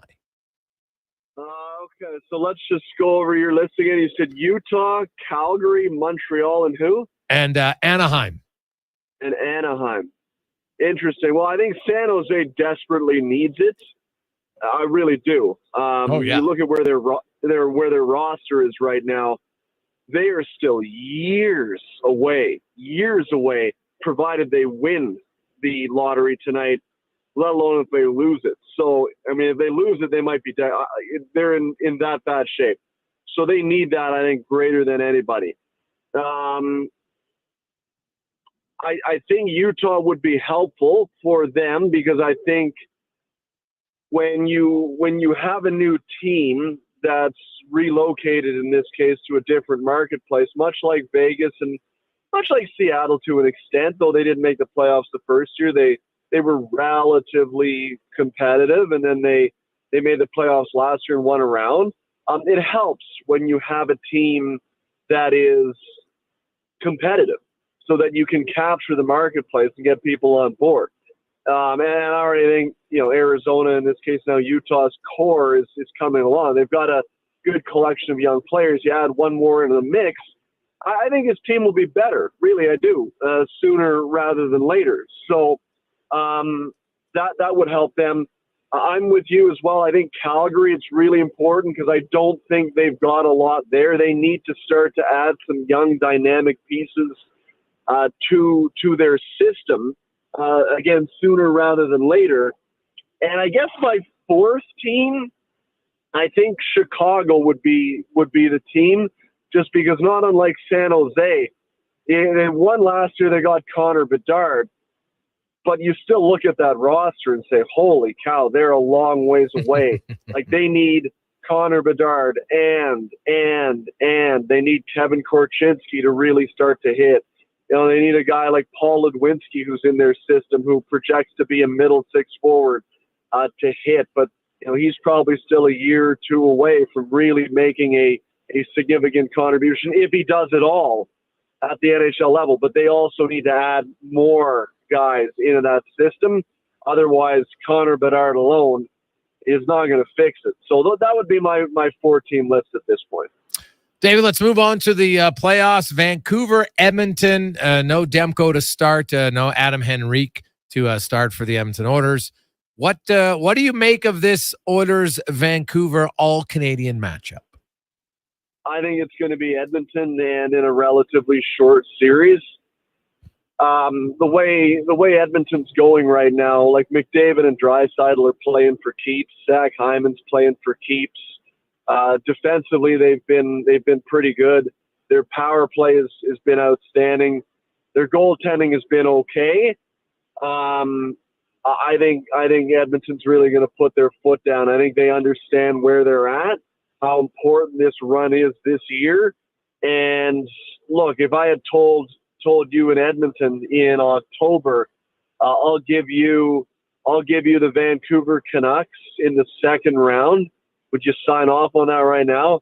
I think people would be tripping over themselves in Edmonton to get that matchup. Now, Vancouver's had a really good year, yes, and they're probably thought of much differently now than they would have been then.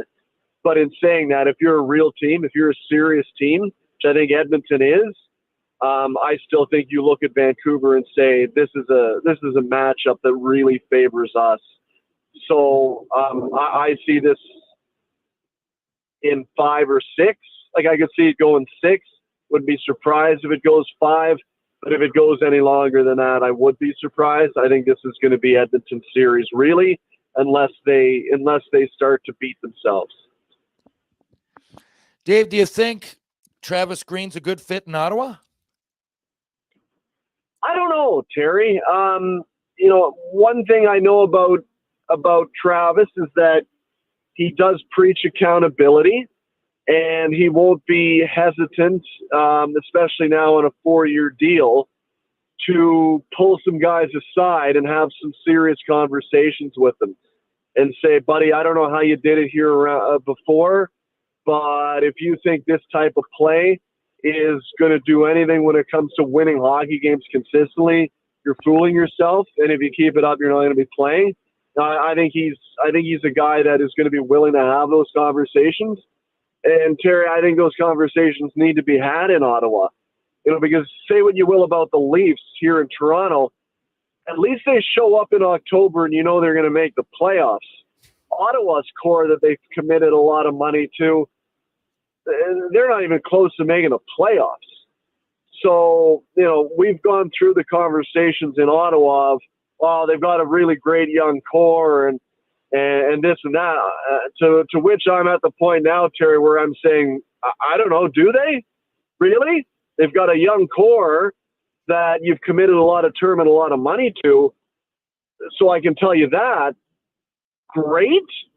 I don't know about that yet. We haven't seen it. So it suggests that there's potential there, but I think they really need to change the way in which they play and start to play a game that's much more fundamentally sound, much more defensively sound, before they worry about just going out there and playing score a goal before they're going to have any hope of winning games. I think Travis will come in and he will try to impart that message. I also think they're going to make some changes to the way that group is comprised on the ice because, you know, much like Toronto, I think we've seen enough now in Ottawa. I think Steve Staios did a lot of forensic accounting, so to speak, last year, where he looked under the hood and looked very carefully as to who is going to be a part of the solution and who's going to have to move along. I would be shocked if they come back with the same group. and expect different results again. I think we've seen in Ottawa that not only did they need to bring in a coach that is going to be willing to preach accountability, but they also need to change the core so that it looks different on the ice. I'm going to go back to the draft. I have one question. You were talking about San Jose, and it's important for them, probably most important, that they get the first pick, given where they are. So I don't know much about this year's draft class. Are we assuming then Macklin Celebrini is that much better than everybody else? What I would say from people that I talk to, and I'll make it clear, this is only from people that I've talked to who follow the draft scrupulously. I don't like to be one of these guys that suddenly becomes a draft expert for 6 weeks in May and June, as there are. I've never seen Macklin Celebrini play a game, but I've asked people who watched him play most of the year, and I said, has he given anybody any reason to not pick him number one overall? And I was told in no uncertain terms, absolutely not. The pick is still clear that he will be the top pick. Now, what type of a top pick will he be? I've heard he's going to be a guy that's going to be a really good player. He's not a Connor McDavid. He's not an Austin Matthews. He's not a Sidney Crosby, certainly, who's going to come in and fundamentally alter overnight the look of the group, especially with the position that San Jose is in. He's not going to be able to do it alone. There's nothing else there. And we forget, even guys like McDavid who came in, like Draisaitl was a part of the program. Nugent-Hopkins was a part of the program. Like there was some other guys around him that helped. When Austin Matthews came into Toronto, Bozak was around, and Kadri, and JVR, and Morgan Riley, and William Nylander, and Mitch Marner were coming up there as well. So there were multiple guys there, and then Matthews was elite. That's not going to be the case in San Jose. They're going to bring in Macklin Celebrini, provided they win, and it's going to be okay. Well, he's going to be a good part, but we're going to need to continue to surround him and hope that he turns into a guy like a Nico Hischier, that type of a guy, like a Jack Hughes, where when you get other guys around him, he can start to move the organization in the right direction. But he's not going to be an overnight fundamental franchise-altering type piece where you drop him in and forget about it. There's still a lot of work to do in San Jose, and again, that's provided that they win the draft lottery. Dave McCarthy from SiriusXM joins us. Dave, we saw Florida get spanked last night. I think they're going to be a lot better in Game 2. Boston looked like they carried over from their big win over Toronto. I want to get your thoughts on the Dallas-Colorado series and who you like and why. That's going to be, I think, the preeminent matchup of the second round. I'm really excited to track this one. And look, the Rangers and Carolina should be a good series as well. That Colorado Dallas series should be legit. I would think that Dallas should have the edge, just because I think there's a little bit more depth up front than Colorado has. Like Colorado's, I think, a little top heavy with McKinnon and Rantanen and Nichushkin, and Lekkonen's been playing really well. After that, I think it drops off to an extent. In Dallas, I think they've got three really serious lines with veteran guys, with sort of younger veterans, young guys like Wyatt Johnson, who's coming along, who made a tremendous impact in the first round against Vegas. They've got a really, really good mix. A fourth line that can do damage, a blue line that's really, really deep, and a goalie who, when he's at his best, is arguably the best in the league. So it's a tough one. It really is. I think it's going to be heavy too, that series, because Dallas is not a team that's afraid to play heavy. Certainly, Nathan McKinnon is not afraid to bull rush people out there it's going to be a really tough one to predict. I really think that. So if you're putting me on the spot, I'm thinking Dallas in like 7, but I think this is going to be a really, really fun series to track. Oh God, it's going to be fantastic, Davey. I look forward to it. And as we talk about it, hey, no big surprise. I know because people are like, hey, the NHL should adopt what the women's league's doing. Of course, the number 1 team picked the number 4 team.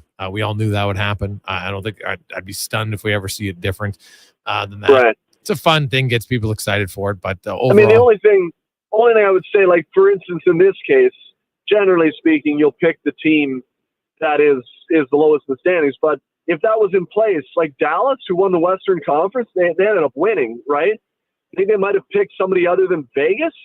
I think maybe in this case, right? Yeah, potentially. Yeah, they might have, but probably more for travel because Nashville's closer, right? It's 1 point separate them. So, the NHL could solve that problem by not having no crossovers when it's 4-4. Yeah, but we'll see. I don't know. I just think it's gimmicky. I don't like it. I would hope a league would never. I have no problem if the women's league does it, but I wonder how long it lasts. I don't think that'll be a staple for them forever as they get more teams. That's just my guess. We'll see. Yeah, we'll see. Davey, have a good one. We will chat with you on Sunday. Beautiful. Love it, boys. See it. There you go. That's Dave McCarthy from Sirius XM. Jason Gregor, Terry Ryan, Connor Halley with you. When we return, we will get to another edition of Ryan's Rant. Ooh, what is he talking about today? We will find out next on The Gregor Show, presented by PlayAlberta.ca. The playoffs are wild. We all know that. And this year, Play Alberta is making it even wilder. Make a deposit with promo code Gregor50 to snag a $50 free sports bet with your next deposit. Get ready for unbeatable promotions throughout the playoffs with 10+ odds boost on every Oilers playoff game. Score a chance to win a pair of lower bowl or even exclusive sweet tickets for an Oilers playoff game just by making a bet on an Oilers playoff game at playalberta.ca. Bonus terms and conditions apply. Your love for strawberries is very passionate, you say. Just wait till you get your next taste of Booster Juice. The new strawberry blush smoothie made with strawberries, bananas, vanilla oat, and vanilla frozen yogurt will make you fall in love. And there's no tea like the Strawberry Serenity Teaser, a blend of strawberry juice, green tea, and honey. And for a tasty treat to pair perfectly with your berry obsession, the Strawberries and Cream Booster Ball has returned like your favorite dream. Visit a Booster Juice near you today or download the Booster Rewards app. The job isn't done until the last load is hauled, and having a semi-trailer out of commission is not an option.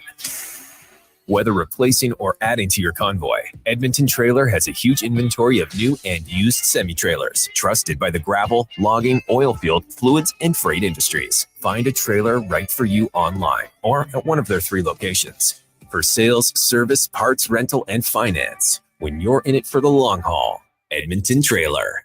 The Adventure Calls event is on at GMC. Get the 2024 Sierra 1500 Elevation at 0% financing for up to 60 months. Plus, eligible Costco members can receive a $1,200 bonus on select trucks. With Sierra's available 5.3-liter V8 engine plus more cargo bed volume than any competitor, you'll have everything you need to take on any project this season, like building a brand new doghouse. That's a lot of wood. How big is this dog? Visit your local GMC dealer for details.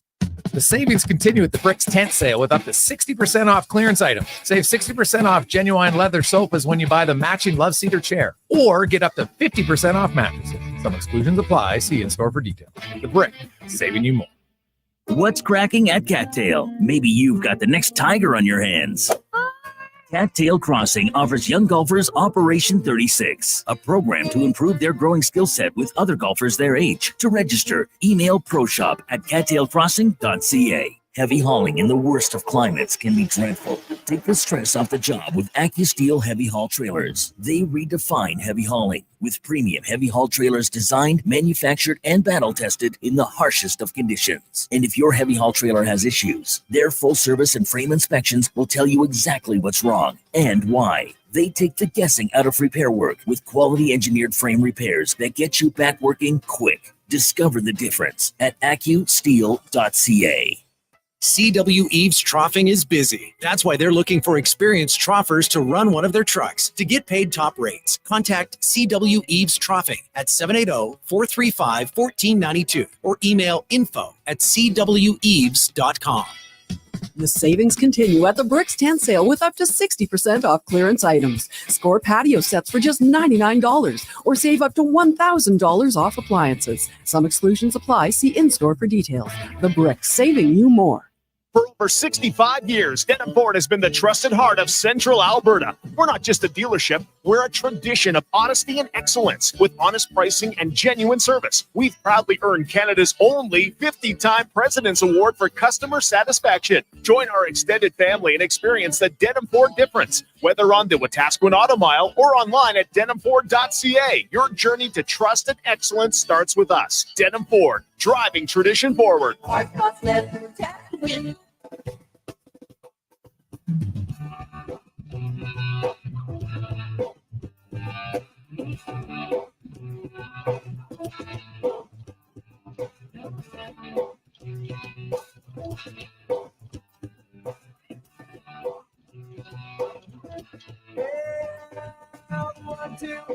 Princess knew before you. That's what I said now. Princess knew I adore you. Just go ahead now. White mask, diamonds in his pockets. And that's no drip now. This one.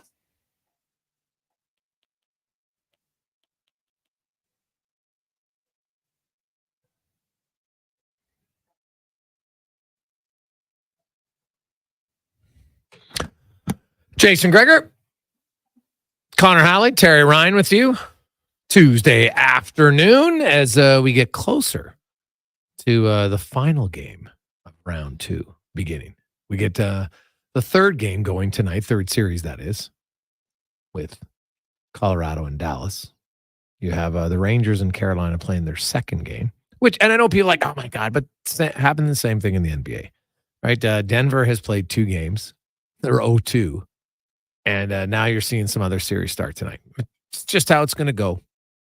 And, we'll see if that Carolina Rangers series, if it goes long and, the Western series goes shorter, then they'll be evened up. Now, if it's over quickly, then yeah, they'll probably get an extended break, kind of like the Oilers had right now. And considering that, Adam Henrique is still not skating with the team, a little bit extra rest, I don't see it being the worst thing in the world for the Edmonton Oilers. And Edmonton has had 6 days between games. Vancouver's had 4. I don't know if the rust on Edmonton, if there is any, will be significantly worse because of 2 extra days off. TR, what do you think? Do I think it'll be worse because of the 2 days off? No, but anything that's noticeable, really. Like Florida-Boston was different. Boston just came right out of a series and boom, they're playing again, right? Where Florida had time off. Edmonton and Vancouver both had time off. Yeah, I know what you mean, and everybody's different. I would like to do what Boston did. If I wasn't hurt, I would want to do that. I mean, you're assuming, I would be in my early 20s, and energy wasn't a problem ever. It was like, hopefully I'm not battered, so it would depend, right, I guess, on the interior, who would need the rest the most. I mean, after the first round, we saw the injury reports, other than Peterson having an illness. And what is this, by the way? What is this new illness? What's happening here? We get all these people are out because of illness, and they don't have to explain themselves anymore. You know what I mean? That's what I said earlier. It's the new, instead of saying lower upper body injury, now they just say illness. So eventually just don't, why are you even saying anything anymore? Now the series are over. Series are over, and they're saying it. I never really did get any further ahead on the Matthews. Why can't we just know? What happened? Did you hurt your rib? Or because you're a young man, you'll be back in September at this point. So unless it's career ending, just tell us what happened. And if it's illness, I don't know. It's just there's a lot of empty. Yeah, he said he was sick, but then he said he took an awkward hit in game 4. To me, my spotty sense on on Matthews, I felt was concussion. That's the one for me that I was just like, you know what? Guy's skating, but he's not playing. I could see them being, but then he didn't sit out a full week. So maybe that's why they don't say it. I don't know if that's a hard, fast rule. I don't know exactly how it works on that. Right. It might not have been concussion. Who knows? Right. But Yeah, the illness one is becoming the new trend in the NHL. And trust me, once teams see other teams do it, they're going to, oh, he's got an illness, so he didn't practice today. Right? These are all big time players, right? Peterson's a big time. What are you talking about? Like, just say maintenance day, right? Because then you'd be like, all right, the guy's banged up or something, whatever. But yeah, it's an NHL thing. It's somewhat annoying, but not overly surprising in any way. We are going to get to the rant, but we're going to wait. We're going to tease it. We're going to get to it after the break, because before the break, I want to tell people it's their opportunity to qualify. This is our last week. Man, this has flown by. This is our last week to qualify for Here Comes the Sun. Massive package we are giving away. It is a solar system for your home, which includes the site assessment, engineering, the structural engineering, permitting costs, as well as the supply and installation of a brand new solar system on your home valued up to $15,000. Courtesy of our friends at Action Electrical. That's a fantastic prize they are giving away. Like, this is going to be a difference maker, huge for someone. Whether it's you know what, whether you want to gift it to someone that you know is going through a tough time and could really use it. They need to be a homeowner. They need to reside 50 kilometers in the Edmonton area. And if you have asphalt shingles, they need to be 12 years or newer. Okay? So today, pretty simple. All you have to do is text in to 833-401-1440. 833-401-1440. And today, you text in your name and you spell Action Electrical correctly. So your name with Action Electrical, and we will have a random person's name picked out. 833-401-1440. Include your name, and Action Electrical better be spelled correctly. Connor is very much a stickler to this. If there's one letter out of place, no soup for you, according to Connor Halley. All right. So 833-401-1440. And you could win this for yourself. You are entitled to gift it to somebody who meets the requirements of being a homeowner, reside 50 kilometers inside or outside of the Edmonton area, and have asphalt shingles 12 years or newer. Now, if you have a tin roof, don't worry about it. Tin roofs, say they're good. They're not shingles. Likely not going to have to replace your tin roof. The reason we ask about the shingles, if you have older shingles and they're going to need to be replaced in 2 years, well, then it's going to cost you a lot more money. And obviously, Action doesn't want to give you a great prize and then somehow have to pay more down the road to take off your shingles. So that's why we're doing that. Quick break. We'll come back. We will get to Ryan's rant. We also have Struds, Derek Van Diest, Mark Spector on a busy Tuesday afternoon on the Gregor Show, coming to you live in the E-Well studios. Ewell.ca. Hey, electrical supply. They help out Action Electrical. Good teammate. Work together, supply them with all their electrical needs. EWEL.ca. Let's get to the con man and a sports 1440 update brought to you by our good friends at Fountain Tire. Stop in right now up until June 8th, where you can save up to $200 on select tires, including Goodyear's financing options available and more. Get it today at fountaintire.com. This is a sports 1440 update. 2 games on the ice tonight in the Stanley Cup playoffs. The Rangers host the Hurricanes just after 5:30. Rangers lead that series 1-0. Then later tonight, game 1, Stars and Avalanche down in Dallas at the American Airlines Center. That one gets going around 7:45. In the association, 2 games tonight as well. Game 1 of the Eastern semifinals, Celtics-Cavaliers gets going just after 5 o'clock from Boston. Then at 7:30, you got the Mavericks taking on the Thunder in OKC. Major League Baseball today, the Blue Jays are in action, taking on the Philadelphia Phillies. First pitch set for 4:40. One game going on right now. Rangers up on the Athletics 15-5. That's in the bottom of the 7th. Still to come today, got the Tigers in Cleveland. Pirates host the Angels. Diamondbacks travel to Cincinnati. Yankees meet the Astros. Red Sox up against the Braves. Royals battle the Brewers. Cubbies take on the Padres. Mariners in Minnesota, and the Dodgers welcome the Marlins to town. It is Game 7 of the Eastern Conference Finals in the WHL as Saskatoon meets Moose Jaw. That one gets going at 7 o'clock. Down in the CFL, wide receiver Emmanuel Arsenault, who spent the last 2 seasons of a 14-year CFL career with the Edmonton Elks, has announced his retirement. He played in 164 career games, catching 645 passes for over 9,000 yards and 58 scores. And the CFL has suspended Toronto Argonauts quarterback Chad Kelly for a minimum of 9 regular season games for violating the league's gender-based violence policy. And some news from down south after being waived by the New England Patriots. Canadian quarterback Nathan Rourke was claimed earlier today by the New York Giants. Coming up in hour 3 of the Jason Gregor Show, we'll hear Ryan's Rant, ask 5 questions, and be joined by former Oiler Jason Strudwick. I'm Connor Halley. This has been a Sports 1440 update. Sports 1440, Stingray Radio Station. CKJR broadcasts from West Edmonton Mall and Wetaskiwin. Download the free Stingray music app and listen wherever you go. I'm Ryan Nugent-Hopkins. And I'm Zach Hyman. And when we're not making juicy sweet passes or having my goals disallowed, we're working for Legacy Heating and Cooling. You know, guys used to call me a plumber. And now they call you an AC repairman. Nice. Hey, guys, you're not here to fix air conditioners. You're here to sing the jingle. Oh. Well, okay. Call Legacy, call Legacy. No payments and no interest for 1 year from qualified installers. Legacy Heating and Cooling. I'm Colin Livingston, president of Cantork. Since 2016, we've been at the forefront of hydraulic torque wrenches in Canada. I'm delighted to share our latest venture, in-house production for quicker turnaround, superior quality, and heightened versatility. Experience excellence at cantork.com.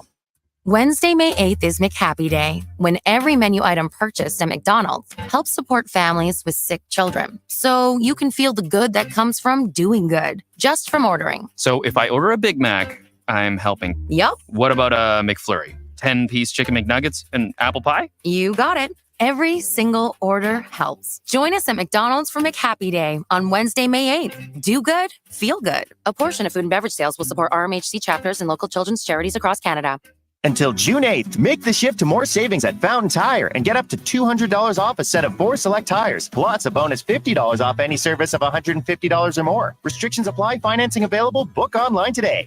I can tell by the look on your face you're thinking about it. Sports 1440 has added another player to our lineup. Tonight, from 6 to 9, check out Turn Sports with your host, Navin Romerick. Edmonton's exclusive home of sports talk is now rolling 24 hours a day, 7 days a week.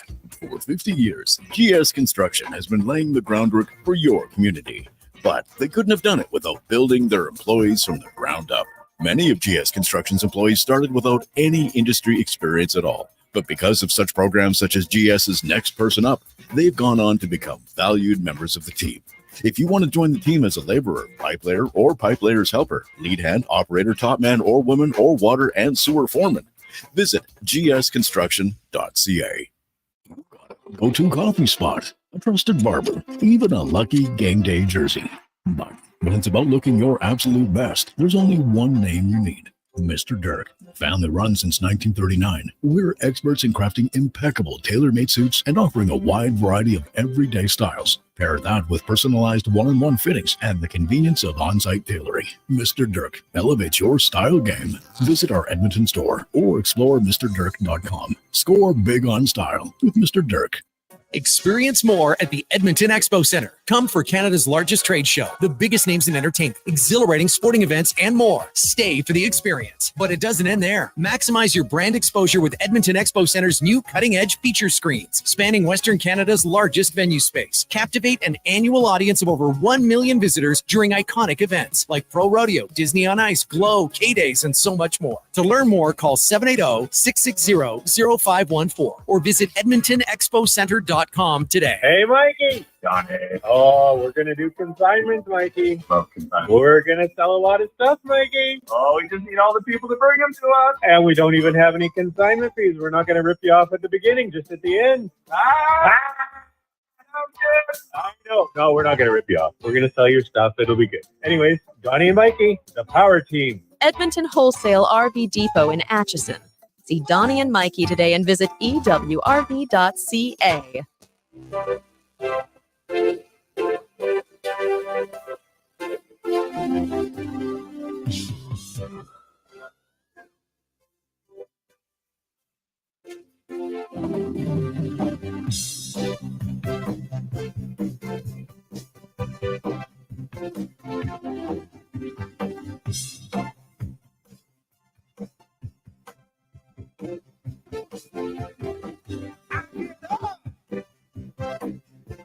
And nothing gets me down. 4:05. Welcome back. Lovely Tuesday afternoon. I know many of you check your local soccer fields. A good chance your game or practice is postponed tonight due to the wet weather. So it's the only bad thing about soccer. Get a lot of postponements if it rains. Not a lot of makeup games. I always wonder, like, so if you pay all your entry fees, and like one year we had 6 games canceled. I'm like, where's all the money go? Just one of those random thoughts I have. Right? Like when you pay for your registration hockey, I don't know if games are ever canceled. Soccer seems like loans. So you're not paying the rest. What's happening? Where's all the money go? Anyone know? Just a random Tuesday thought. It is the Gregor Show presented by PlayAlberta.ca where you can get in the game. Coach has to do a better job rescheduling, Gregor. Yeah. I'm never a head coach. You got to talk to the coach. That's on them. I should. All right. Okay. Get on them. Pocketing that rep money. What the hell's going on? Yeah. Probably right. Be all over that. It's a good point. Use the promo code Gregor50. Get a free $50 wager. Hey, if you want, draft lottery. Who do you think is going to win? $5 deposit will get you a $50 free bet with Gregor 50. Now, we had many entries.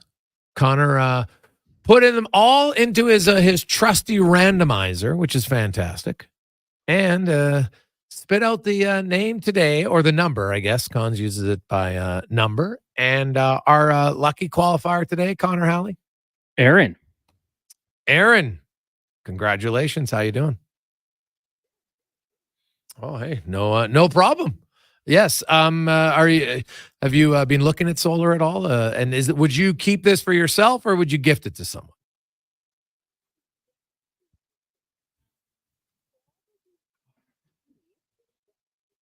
I think it'd be good.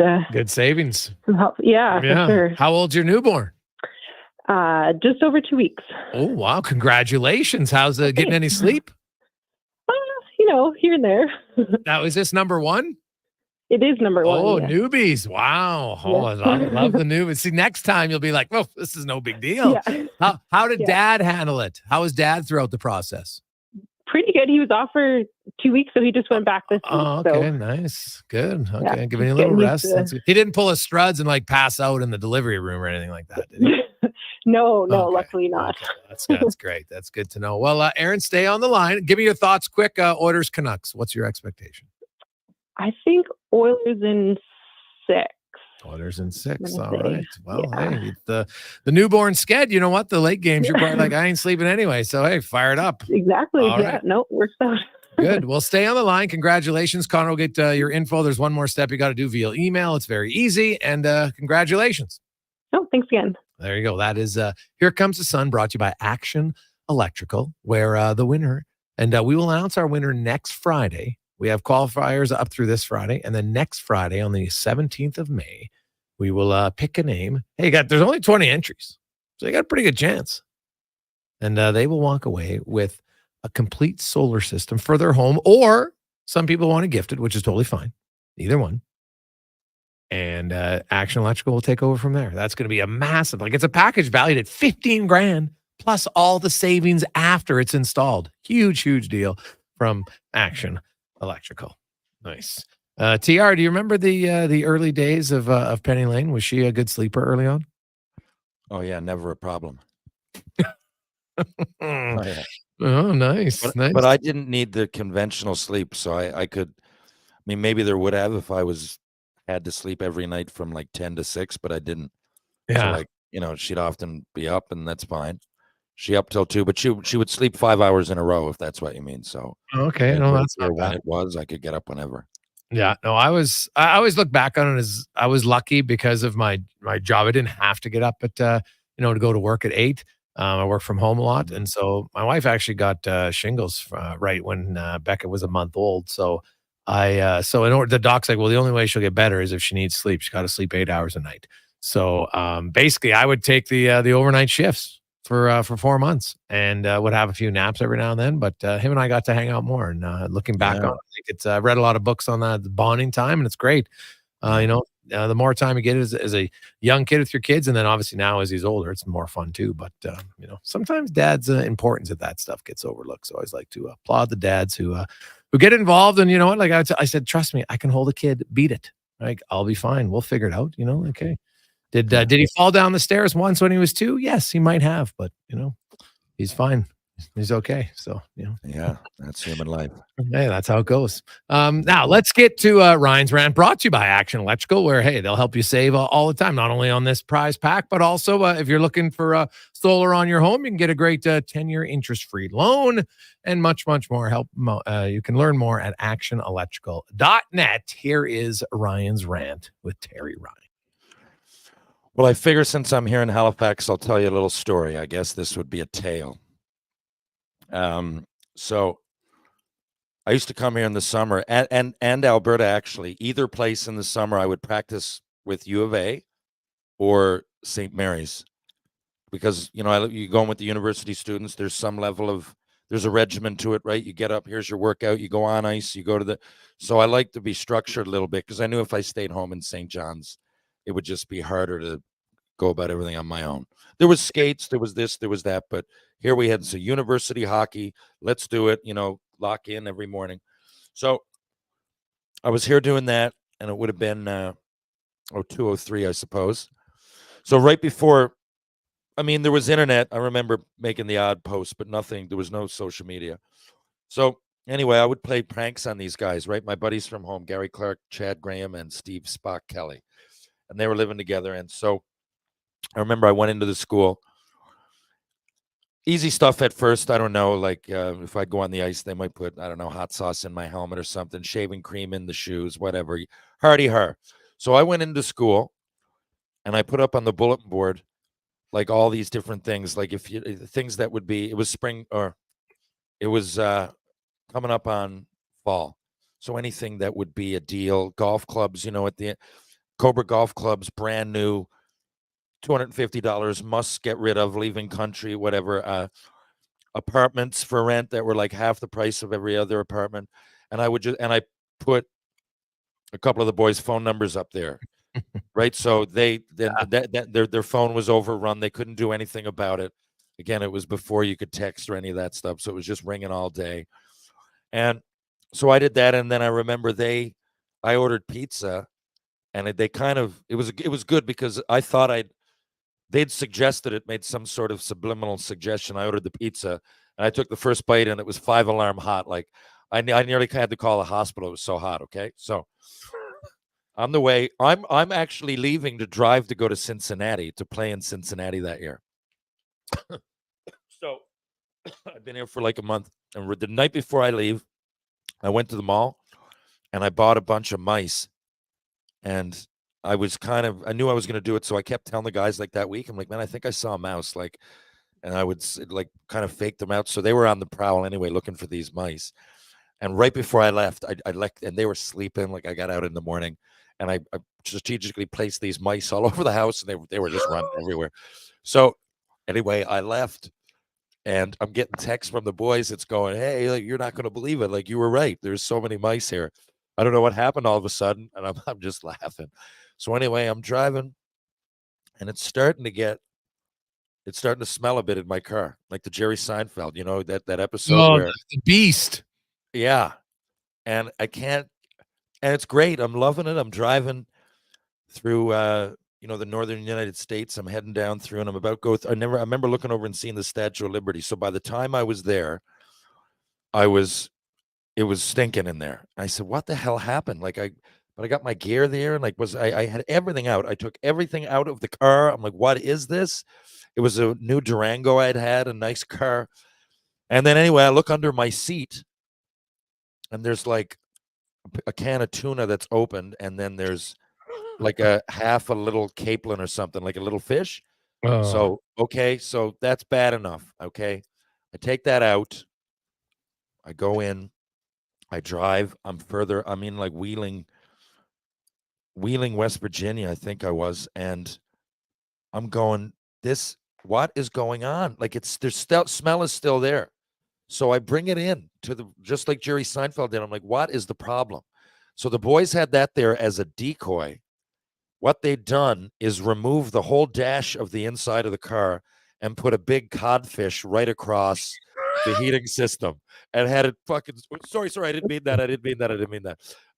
They had it screwed back down onto the level. So I really didn't think anything of it. And I figured when I found the tuna and the capelin, that was it. But they had a big codfish screwed. That's full-time dedication to remove the dash, put the fish under the dash, and then take. So the guys at the detail spot, like, how do they figure that out? Like, because normally you're not taking the dash off. No, but I guess they tracked it down. It was like the third place I went to too. I went right out of here and I thought there's something. Okay, it's just something happened. Maybe, I did have some wrappers in there. It was like chicken nuggets stuff. Nothing that I thought could make that. But I'm like, maybe it's that. And then I thought, you know what? It's probably my gear. Something happened. Anything could have happened in the room. It could have been around something, whatever. I know that gear smells bad to begin with. Who knows? Maybe it was in the heat. Maybe something's happening. So I took it out and I went through absolutely everything in the car 10 times. It was the third place that I'd pulled into and said, yeah, we figured the problem. You got a codfish in your heating system. Oh, so now when you found the codfish, did you own up to the mice or did you just let them think that there was a mouse infestation? I'll tell you this. Do I have 3 minutes? Sure. Okay. This is what happened. So I got to Cincinnati and I said, okay, I'm going to get those guys back. I called my good friend Gary Clark, who was part of that, but now he was a mole. I said, okay, I can't remember what I offered him. It was free tickets to the Habs or something. That was in my past. I was back in the minors, but I had connections. Yeah. So I was like, I'll give you free tickets. Just hear me out. You got to do this for me because I don't have the means. So Chad Graham, Snakes Graham, he was going to graduate that year in business administration, whatever it was. He's into accounting now. And so me and Shark came up with an idea. We made letterhead and everything of a fake company. And we toyed them along the whole year. And we were like, listen, it's 1,000 people. You might as well. You came up on our resume. We like good Atlantic Canadians. You got good marks. Some marks were completely average. I don't know how he got over that part. We're like, we really want you. And so then he'd like submit his resume. And then we'd say, look, we'd love to have a meeting. We had our friend fly up from Newfoundland, put on a suit, go in there, act like he represented this company. It didn't have, he did the whole year. So then he's bragging to us at the end of the year. He's like, yeah, man, I'm going to get this job. I can't remember, but it was a big company that we had made up as like somebody that like Irving deals with. We had letters of reference done up from other companies that were fake. And we gave it to, anyway. So as they were all there, I missed the actual when his parents walked in, but as they were all there, he was emailing us how happy he was that he was finally going to have a job. And at that time, he was just coming out. It was for $75,000 and bonuses. And he was so pumped. And he was so pumped that he flew his parents up and they walked in with him. And everybody jumped out of the bushes and said, ha! Joke. He must have been beyond choked. Yeah, he was. But again, I missed that part because I was away still. Whatever I was doing, I think I finished that year in Orlando. Did he ever try to get back at you for that? There was always something. I wouldn't know. How would I know? I'm his buddy. I remember being at that's a long, you're committed to a prank the whole year. So he probably didn't even apply for any other job, did he? Nothing. He thought he had it. We pulled him in. We had people go in, fake interviews. I mean, there was always, I remember him falling asleep at a party after that and just passed out. And we wrote something that I can't say on air again on his head. And he went home and his dad was still up. And I remember he said, hey, his dad, what's going on? And he didn't realize it was written on his head. And he told his dad, I just went out, had a couple of beers, nothing serious. And he had 2 4-letter words right on his face that looked suspect, to say the least. So we were always doing that stuff to each other. I wouldn't know where to begin.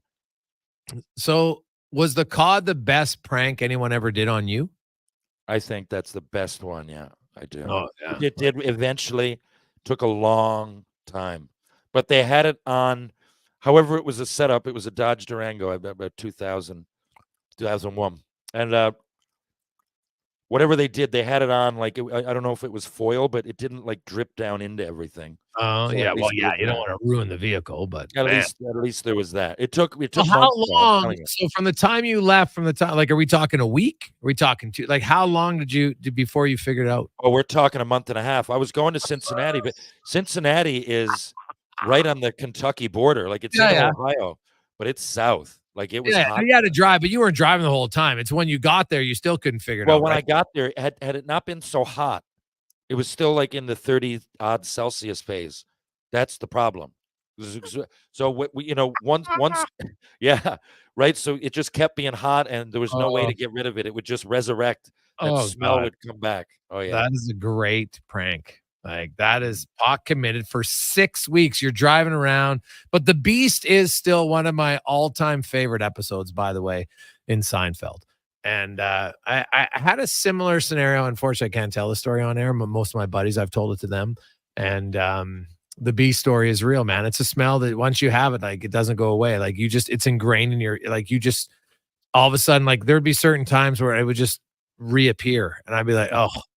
And I'm sure same with you. Like you would just smell the cod. You'd be like, oh my God. And I remember it's like it gets ingrained in like your smell memory and never goes away. So the Beast is a classic episode. Classic. That was TR Sales brought to you by Action Electrical. We'll come back. Jason Strudwick will join us next on the Gregor Show presented by PlayAlberta.ca. Cracking at Cattail, their men's league. Play 18 holes for 18 weeks on Tuesdays from 2 to 6 p.m. Then complete the day and head to Out of Bounds. Recently ranked one of Canada's top 10 in fine dining restaurants. For details, visit cattailcrossing.ca. The playoffs are wild. We all know that. And this year, Play Alberta is making it even wilder. Make a deposit with promo code Gregor50 to snag a $50 free sports bet with your next deposit. Get ready for unbeatable promotions throughout the playoffs with 10+ odds boost on every Oilers playoff game. Score a chance to win a pair of lower bowl or even exclusive sweet tickets for an Oilers playoff game just by making a bet on an Oilers playoff game at playalberta.ca. Bonus terms and conditions apply. Thinking of building a garden suite above your detached garage for aging loved ones? Make a RAM elevator part of that plan. RAM Elevators and Lifts understands that an elevator is more than a mechanical device. It's accessibility and safety, and it's an easy addition that can be added in a space as small as 3.5 by 4 feet with standard 8-foot ceilings. North American made and rated as the best residential elevators by Forbes magazine. Grounded simplicity, elevated design. Click on trustram.com. Edmonton's premium live music and party venue is On the Rocks. Check out Bingo Tunes on Monday. Perform on the best stage in town with karaoke on Wednesdays. Learn how to salsa with Salsa Rocks on Thursdays. And every weekend, OTR goes live. With your favorite bands on the OTR stage and DJ Kenny K. For everything that's going on at On the Rocks, give us a follow. Facebook, Instagram, or Twitter. At On the Rocks, EDM. Eat well, party hard. On the Rocks. On the Rocks. On the Rocks. Open every day till 2 a.m. Attention Edmonton, gear up for the Big Orange event at Edmonton Kubota, happening May 10th and 11th. Don't miss this incredible opportunity to snag great deals, plus save even more, up to $400 on mowers, $500 on utility vehicles, and a whopping $1,000 on compact tractors. That's not all. Enjoy 10% off on parts and service for a whole year. Meet the Kubota experts on site to answer all your questions. Ready for the big day? Visit our Facebook and Instagram pages for more info. See you at the Big Orange event. The full-service provider of heavy haul transportation and rigging at the highest level. Next Gen Transportation. We're developing new and innovative ways to transport oversized and overweight equipment to remote and challenging locations. Our Next Gen team leads with a wealth of experience and expertise. But most importantly, we put safety first, so everyone gets home safely. We also take great pride in supporting our local community programs and teams. Good luck to everyone this season and in the year ahead. Visit nextgentransportation.com. Well, get ready for a silly hockey fans. Your partner in power just skated onto the ice. EWEL.ca, the new e-commerce website for electrical wholesalers Edmonton, is ready for the power play 24/7, 365. UL skates to where the puck will be in 5 years. Now that's forward thinking. Killer selection, slamming products from the best brands, and legendary service. Don't sit on the bench. Get your account today at ewell.ca and win that project. Plug into your partner in power. Get an EWEL.ca account today. Embrace the drive at GMC. Right now, lease the 2024 Terrain SLE from $218 bi-weekly. That's like $109 weekly at 5.9% for 24 months with $3,300 down on an ultra-low-kilometer lease. Get out to the best views with a 1.5-liter turbocharged engine and listen to all your favorite tunes along the way with available Amazon Alexa built in. Or maybe even no tunes at all. Visit your local GMC dealer for details. Uber Eats is now in your area.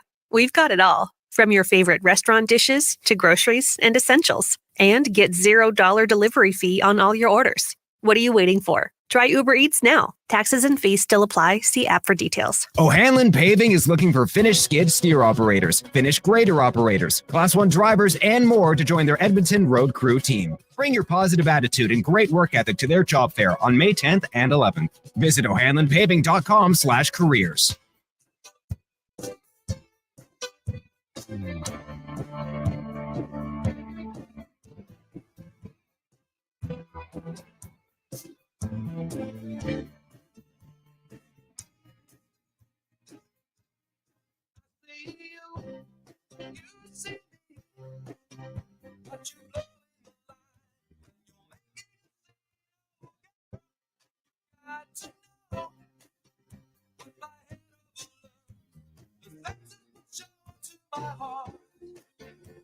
So, once, yeah, right. So it just kept being hot, and there was no way to get rid of it.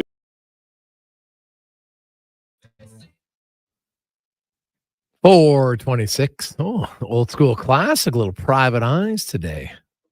Tuesday edition of the Gregor Show, Sports 1440, Oilers Nation, YouTube and Facebook. Hey, big shout out. It's Tuesday. You know what that means? Terrific. Connor's favorite day with Papa John's. Why? Con man, why is Tuesday your favorite day? It's Terrific Tuesday. Code word 40 Tuesday gets you 40% off. Ooh, 40 Tuesday. If you don't want to make dinner tonight, all of a sudden you're like, oh, I don't know what to make. There you go.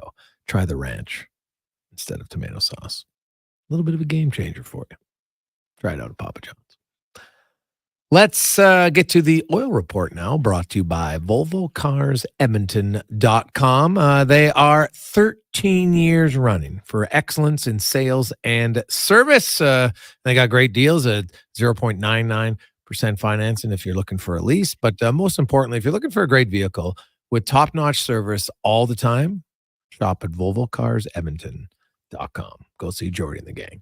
As Jason Strudwick joins us, and Struddy, it was quite a weekend in the NHL because we saw 2 Game 7s. Dallas dispatches of the LTIR boys. Boston continues their domination over the Maple Leafs organization, winning in Game 7 again.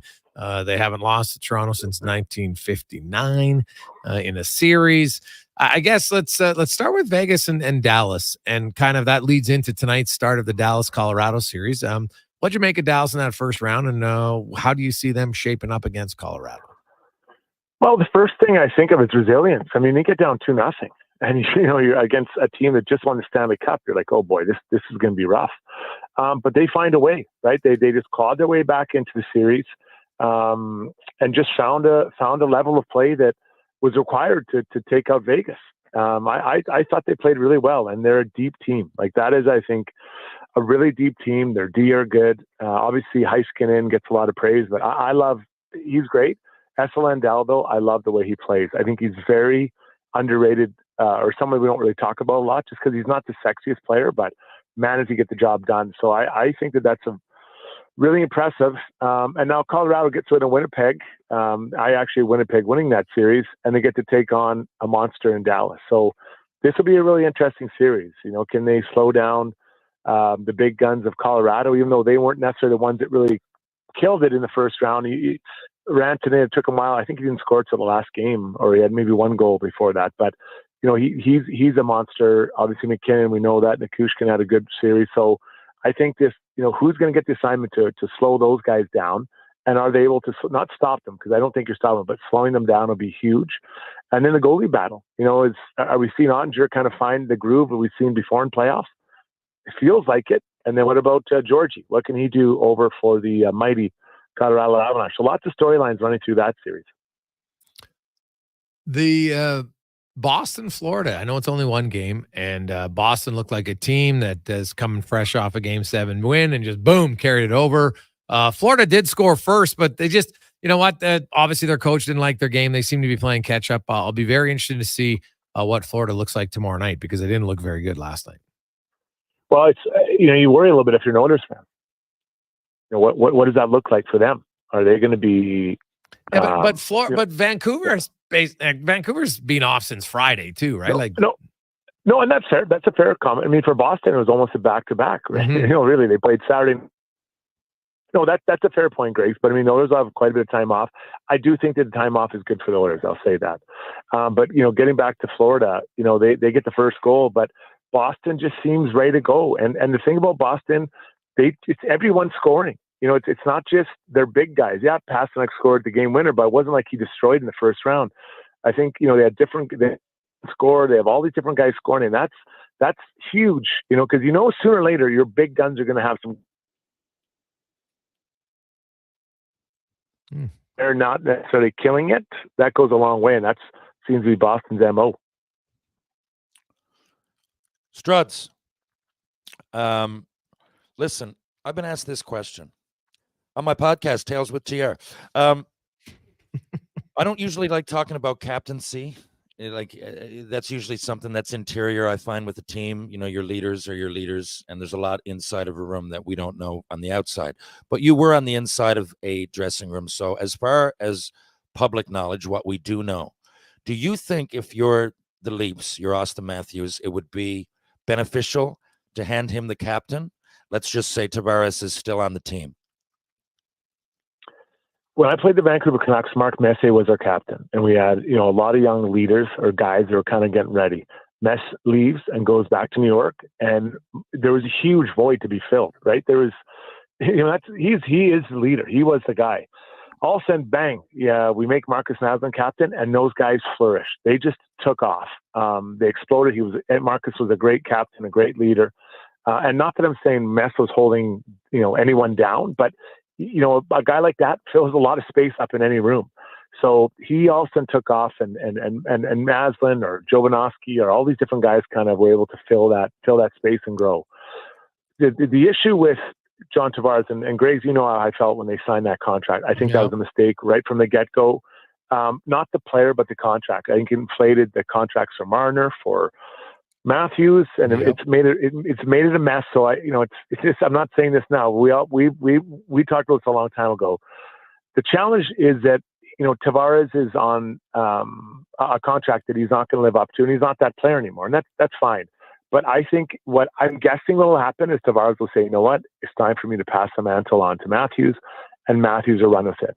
But so Matthews gets it, but what is he going to change? I was really shocked today, guys, when a guy who scores 70 goals was not named one of the Hart finalists. I'm not saying he should have, but if I'm Matthews, I'm like, I just scored 16 or whatever, 69, 70 goals, whatever it was this year, and I wasn't named as one of the Hart finalists. Like, what is it about my game, or what am I not doing, and what am I not helping my team with that isn't getting me across that finish line? And I'm not blaming the loss on him or anything like that, but what am I not doing that I rattle off 70 and I don't get the nod for the Hart Trophy? I think that's something that would be kind of a raise my eyebrow. I'd reach out to former players and ask them, what can I do differently? What can I help with? And again, it's not fair to compare, but I think Connor McDavid is always adding to his game. I guess quickly, the face-offs was one. I think physicality is another. Those are probably the two low-hanging fruits, guys, but in that situation. But I do feel that, and Matthews has improved, but what can he do to keep adding to his game? And that would be part of being a captain. You're now responsible for that. not just the team play, but your own play to become, the guy that maybe can really be the man in that, and not just the scoring goals. What do you think go ahead. Oh, go ahead, TR. Well, I was going to ask Struds what he thinks the keys to success will be for the Oilers in the series. Well, there's been a lot of things covered. I do think that, you look at last year with Vegas, the way that they played, and they really, it felt like quite often the Oilers had a lot of time in the offensive zone, but weren't necessarily getting to the middle of the ice. And it's easy to say, just get to the middle of the ice. But, there's 5 guys in that space taking it up, and you got to find a way to either get bodies in there is probably step 1, then step 2, get pucks in there.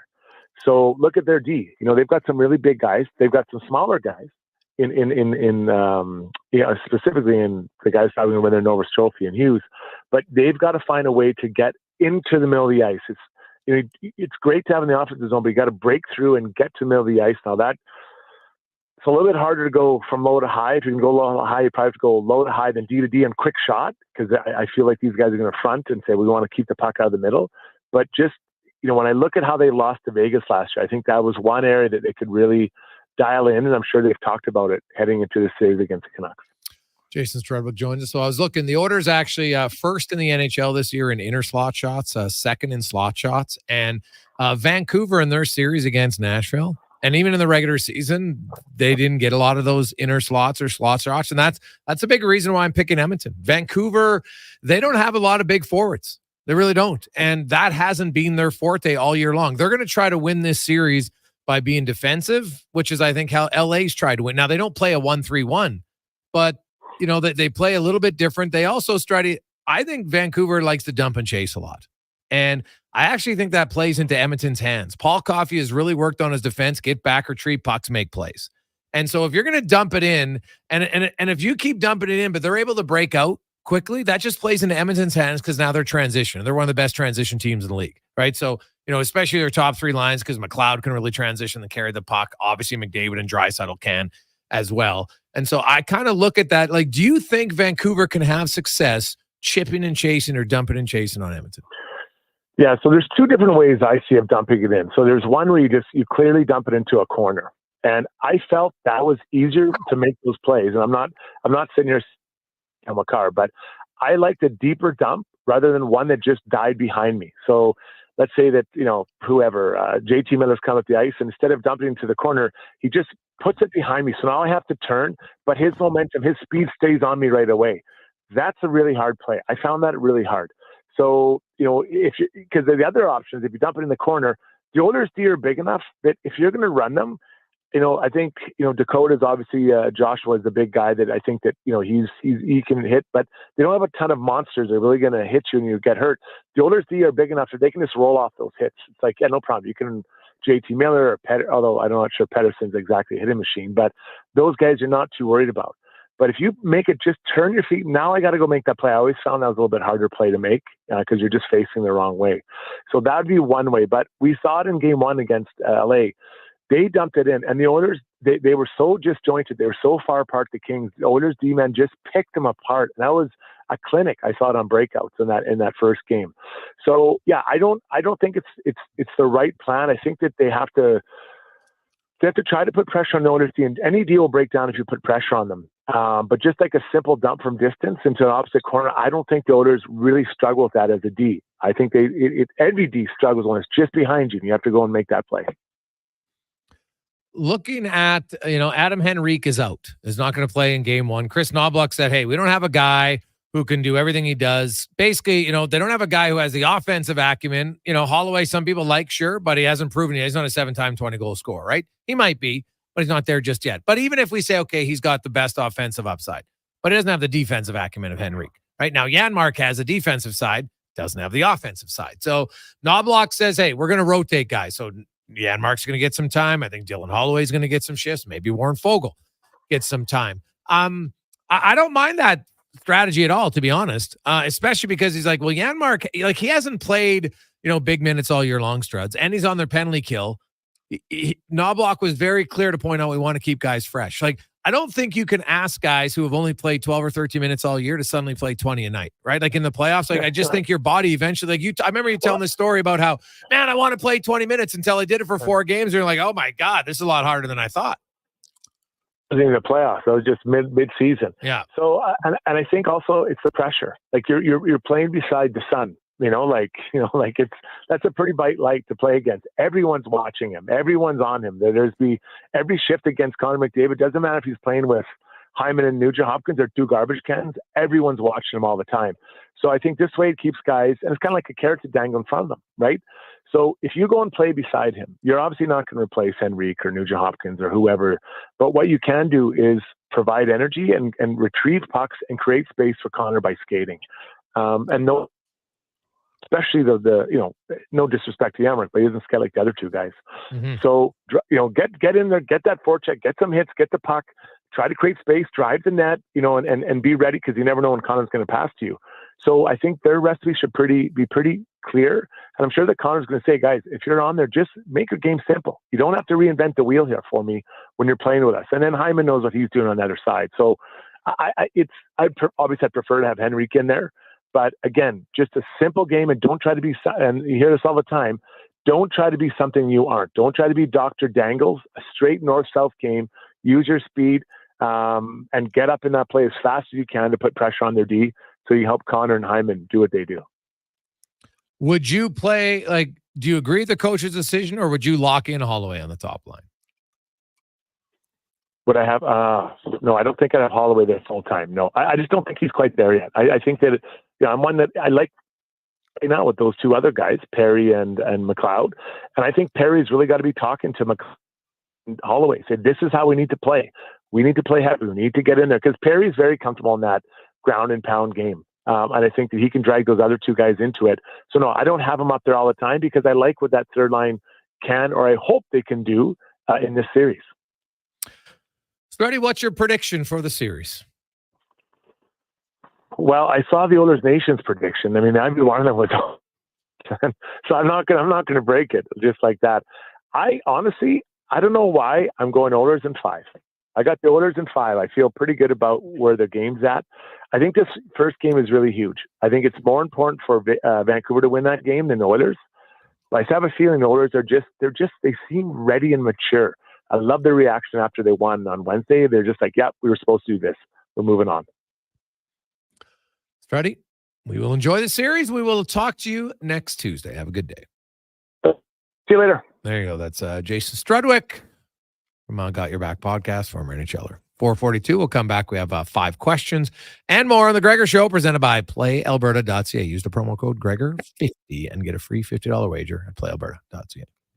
Silent Ice Sports and Entertainment is an innovative market leader across Western Canada. With sports and entertainment properties including the Spruce Grove Saints, the Junior Prospects Hockey League, Silent Rides Charter Company, the Hockey Super League, and the newly launched Female Super League. Silent Ice also owns the Western Hockey League Seattle Thunderbirds and operates the Morinville AAA Arena. The Silent Ice Center, a new state-of-the-art entertainment facility, is open in Nisku, which features 2 sheets of ice, including a 1,600-seat arena and a restaurant with a viewing area. The Adventure Calls event is on at GMC. Get the 2024 Sierra 1500 Elevation at 0% financing for up to 60 months. Plus, eligible Costco members can receive a $1,200 bonus on select trucks. With Sierra's available 5.3-liter V8 engine plus more cargo bed volume than any competitor, you'll have everything you need to take on any project this season, like building a brand new doghouse. That's a lot of wood. How big is this dog? Visit your local GMC dealer for details. The job isn't done until the last load is hauled, and having a semi-trailer out of commission is not an option. Whether replacing or adding to your convoy, Edmonton Trailer has a huge inventory of new and used semi-trailers, trusted by the gravel, logging, oil field, fluids, and freight industries. Find a trailer right for you online or at one of their 3 locations. For sales, service, parts, rental, and finance, when you're in it for the long haul, Edmonton Trailer. Building or renovating, you want to work with someone who sees and understands your vision. BIE Engineering is a family-owned, experienced structural engineering consulting firm serving commercial and residential clients in Edmonton and surrounding area. homeowner, or large company, they'll work with you to help see your ideas through. BIE Engineering can help prevent problems, deliver solutions, and minimize your risk. BIE Engineering. Request a quote for your project today. Visit BIEENG.com. The savings continue at the Bricks tent sale with up to 60% off clearance items. Save 60% off genuine leather sofas when you buy the matching love seater chair, or get up to 50% off mattresses. Some exclusions apply. See in-store for details. The Brick, saving you more. 0% for 60 months. I'm not kidding. Where? Well, it's GMC Buick, and it's GMC's Adventure Calls event. Pick out a new 2024 Sierra with finance rates as low as 0% for up to 60 months. If you're a Costco member, you get another $1,200 off purchase price on any 2024 in-stock Sierra. We're talking half tons, 3/4 tons, even 1 tons. If you'd rather an SUV, we've got low lease payments and an awesome selection on GMC Terrain. So get in today and get your adventure on. Wolf, GMC Buick. We're making it easy. Legacy Heating and Cooling Jingle auditions take one for Ryan Nugent-Hopkins and Zach Hyman. Are you ready, guys? We were born ready. Heck yes, Nuge. Drop the beat. Legacy, Legacy. We freaking killed it, Nuge. That's what I'm talking about, Zachary Martin Hyman. Nice guys. We're going to sell a lot of air conditioners. Hey, doesn't Legacy offer no payments and no interest for a year on those? Yeah. Well, thanks for the assist on the copy points there, Nuge. It's just what I do. Legacy Heating and Cooling. The savings continue at the Bricks tent sale with up to 60% off clearance items. Score patio sets for just $99 or save up to $1,000 off appliances. Some exclusions apply. See in-store for details. The Bricks, saving you more. O'Hanlon Paving is looking for finished skid steer operators, finished grader operators, Class 1 drivers, and more to join their Edmonton road crew team. Bring your positive attitude and great work ethic to their job fair on May 10th and 11th. Visit O'HanlonPaving.com/careers. Try the new extra large New York style crispy pepperoni pizza only from Papa John's. Get you some of that crispy, curly, cuppy pepperoni on top of an extra large New York style crust pizza with creamy tomato sauce and a 3-cheese blend. This ain't around forever, so walk fast like you're in NYC and order one now. The extra large New York style crispy pepperoni pizza for just $22.99. Only at Papa John's. Better ingredients, better pizza, better get you some.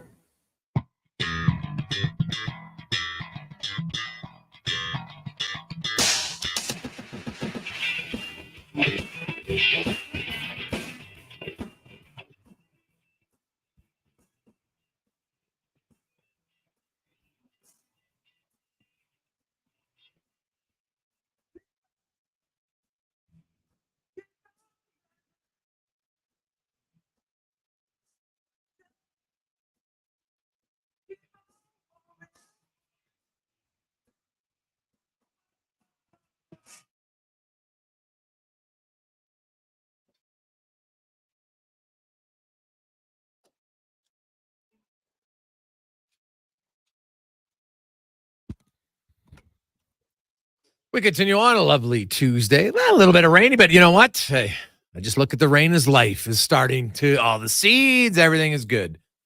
Weird. All the golf courses, man, Cattail and the Ranch, they are going to green up, baby. And rain should be gone, man. This weekend could be great golf weather. Awesome. Awesome stuff. So, hey, you want to mix in your golf on Saturday or Sunday? Because the Oilers play Friday night, and then not till Sunday night. So, got a lot of time to mix it in. Let's get to 5 questions brought to you by The Brick, where you can take up to 60% off clearance items in the tent and store right now. 25% off bedroom and dining furniture, 25% off Canadian-made sofas, and much, much more at The Brick and thebrick.com. It's time for 5 questions on the Jason Gregor Show. All right, guys, question number 1. Looks like Adam Henrique is not going to be good to go tomorrow. So what do you think is the best solution for the top line? And do you worry at all about maybe messing up chemistry from other lines if you're to pull those players off of it? I don't worry about messing up any chemistry with the other lines because all these guys have played together in other situations quite frequently. I like Fogle there. I hear what Struds was saying earlier, but I like Fogle because he's a big presence. I think he's faster than people give him credit for, and he's also smarter than one thinks. So I can see anybody there, but I'd put Fogle. Yeah, I don't think there'll be one, but Janmark might start there. I won't be surprised at all. Like Janmark on the fourth line, Fogle on the first line wouldn't be a shock to me at all, right? So I could see that. I think Dylan Holloway will get the odd shift there as well for them, just to make sure that he gets some minutes up, right? He's not on either special teams unit. So especially if you get into some special, like a lot of power play time, a lot of penalty kill time, I think you'll see Holloway get a few extra shifts on there for sure. Because Fogle and Janmark are both penalty killers. And so that's a way to kind of keep Holloway in the game. But I have zero concern about chemistry. The Oilers have switched lines all the time. Question number 2. Who do you think one player on the Canucks roster is going to be someone that Oilers fans grow to hate in this series? Oh, JT Miller. I think he, and look, normally you hate the guys you kind of respect how they play because they make an impact, right? Like you don't hate the guy who does nothing. So I will say JT Miller.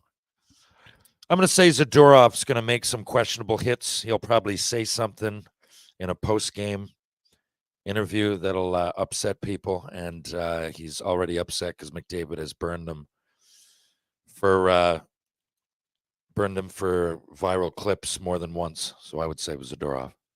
Question 3. It's happening right now. So maybe I'll give you the answer or where he ends up going. But number 1 overall pick up for grabs, we've got the Blackhawks, Sharks, and Ducks, the final 3 teams. Of those 3 teams, where do you hope the number 1 overall pick goes to? Well, again, if Macklin Celebrini is the consensus number 1, I would say Blackhawks. I want to see them, why not? I got nothing against San Jose, but I don't care about a fair and balanced league. I want to see someone load up. I want to see a storyline. I'd love to see him go to Blackhawks. Yeah, out of those 3, are they down to those 3 teams? Down to those 3. Yeah. Okay. Well, I'll say the Ducks. So I get that the Sharks, but I don't know. I just think the Sharks haven't run their organization very well. So I'll say the Ducks. You put them in Anaheim, they got a lot of good young pieces around. There's actually a better chance of them. You talk about TR1 and, a team loading up. Well, Anaheim has more good young prospects, so that might work out better. There you go. Yeah, we've got, so from 10 on, it's Jersey, Calgary, Seattle, Ottawa, Utah, Montreal, Columbus. And that is the order going down. Question number 4, Travis Green. Is he the right guy to get the Senators over the hump and into the playoffs? Well, the big question is, can he play? He doesn't play defense. So you can preach all you want, and I think he will. But you still need guys who are better defensively. And that's what I think Ottawa need. They needed it last year. They didn't go out and address it. And I don't care who your coach is. Your coach can't take a C team defensively and make them an A team. It's not going to happen. They need a few better defensive defensemen. I agree. Is he the right fit? I think he's a pretty good fit. I think Dave McCarthy made some good points earlier. He gets some respect. He's he demands a lot from his players, but he also is an understanding coach. So, yeah, I mean, he seems to be a good fit for a lot of teams, but I think, yeah, it's almost in the parts given there, like Jason said. So I can be as good as he wants. I think they got a lot more to do. And final question for you guys today. James Donaldson, a.k.a. Mr. Beast, celebrates his 26th birthday. Guy who's rose to fame as a YouTuber. Does a lot of good things now, charity-wise. But want to ask you guys, do you have a favorite YouTuber right now? I do follow a lot of channels. For me, it's mostly, documentaries or that's how I get my news. I follow a lot of different channels on there worldwide, National Geographic. A YouTuber, I'm not sure, but there's one guy called the Professor of Rock. He's pretty good. I'm not sure what his actual name is, but he interviews one-hit wonders. He's got a great knowledge of pop culture and music more specifically. I like watching him.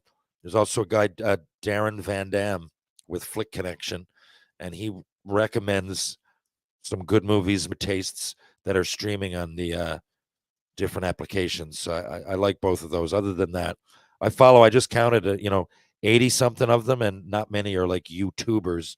They're just channels with information. Yeah, I don't have anybody cons for this answer. There's no, I don't really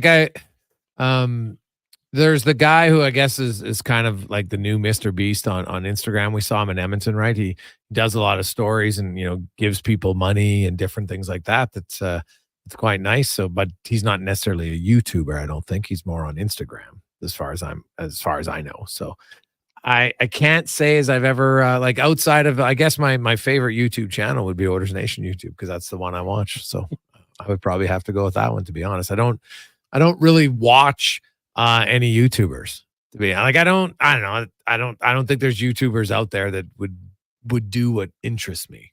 I don't think. I could be wrong. So I don't think so. Do you have a YouTuber you watch? Yeah, I like a guy. He goes by Mr. Ballin. He's like a former Navy SEAL, and now he does like murder mysteries and like kind of just creepy stories. Good storyteller. So yeah, I'll throw those on for a drive every once in a while. All right. Yeah, it's good. Okay. Sharks got the pick. So the Sharks held on to number 1. Who's 2? I think it's Chicago. So there's no change. I don't think so. Scroll back. They're talking to Greer right now. So everybody stayed in their position. Well, I guess, yeah, if San Jose won it. So there was no switches from you listed there from 4 to 10. Right? Utah is still 7. Utah is 6. Ottawa 7. Okay, yeah. Utah was 6. Ottawa was 7. Buffalo's 11. Calgary's 10 or 9. Okay, now I see it. Yeah. So yeah, there's really no. I don't think there's any change. So there you go. You know what? As this text sums it up well, guys. Isn't it great that as an Oilers fan, I don't have to care about the draft lottery? I used to like it. Then I kind of got sick of it. Although we did get McDavid. Well, that's true. I think the Oilers fans were kind of like, ugh, draft lottery until you won McDavid. For sure. But since that one, you're probably like, meh, I'm not interested. I don't need to be interested. So, and you know what? The Oilers fans are hoping it's a long time. Like eventually, odds will say you'll be in the draft lottery again at some point and have like a legitimate chance to win, but probably not for a while. TR, have fun in Halifax. What are you doing? Game on Thursday to raise awareness and raise some money for leukemia and lymphoma. And on Wednesday, I'm giving a little private speech there, a little private event in someone's backyard. Got some great weather here now. And I'll be home on Friday for a few weeks. I'm looking forward to I was going to say time off, never really off, but time back home for an extended period. You have been the traveling man. I like it. Well, enjoy Halifax. What's your prediction, Oilers and Canucks in the series? I like what Strud said. 5 Oilers. Yeah, I mean, for a lot of reasons, I just don't think they're as good, and I think Vancouver are good enough to get a game, maybe 2. But for many reasons that I've kind of touched on today, I just think Edmonton are the better team, and Edmonton have Connor McDavid. It's a fair point. TR, have yourself a great day. Thank you, Jason. Thank you, Connor. Thank you, Edmonton. I'll see you guys in a few days. There you go. That's Terry Ryan joins us Tuesdays and Thursdays here on Sports 1440. And if you missed it, quite the pranks. God, can't believe those guys took the dash off his car and then put a cod wrapped in tinfoil and then put his dash back on. It took him a month and a half to figure out where the smell was coming from. It's actually a pretty good one. Oh my good. Like, you got to be committed, man. You have to be committed to it. Right? Because you got to know what you're doing. You don't want to ruin the vehicle. But imagine driving around, and I love the Seinfeld reference, the Beast. Like, you just couldn't get rid of that smell. And what the best part was, they left like a decoy of an open can of tuna and a small fish under a seat, which you found about a week in, thinking, okay, that must be the smell. But then it didn't go away. And then he's probably, geez, it's probably still lingering. So he took it to get detailed once, It was the third detail place that finally figured out where it was. Oh, that is awesome. Let's get to the, like, there's a few people that I would like to do that prank on. That would be a pretty good one. I like it a lot. Let's get to the Con Man Sports 1440 update, brought to you by High Street Insurance. They take the time to assess your commercial situation, ensuring you get the coverage that's finely tuned to the nuances of your business operations. Locally owned and operated. Support local. HighStreetInsurance.com. This is the Sports 1440 update.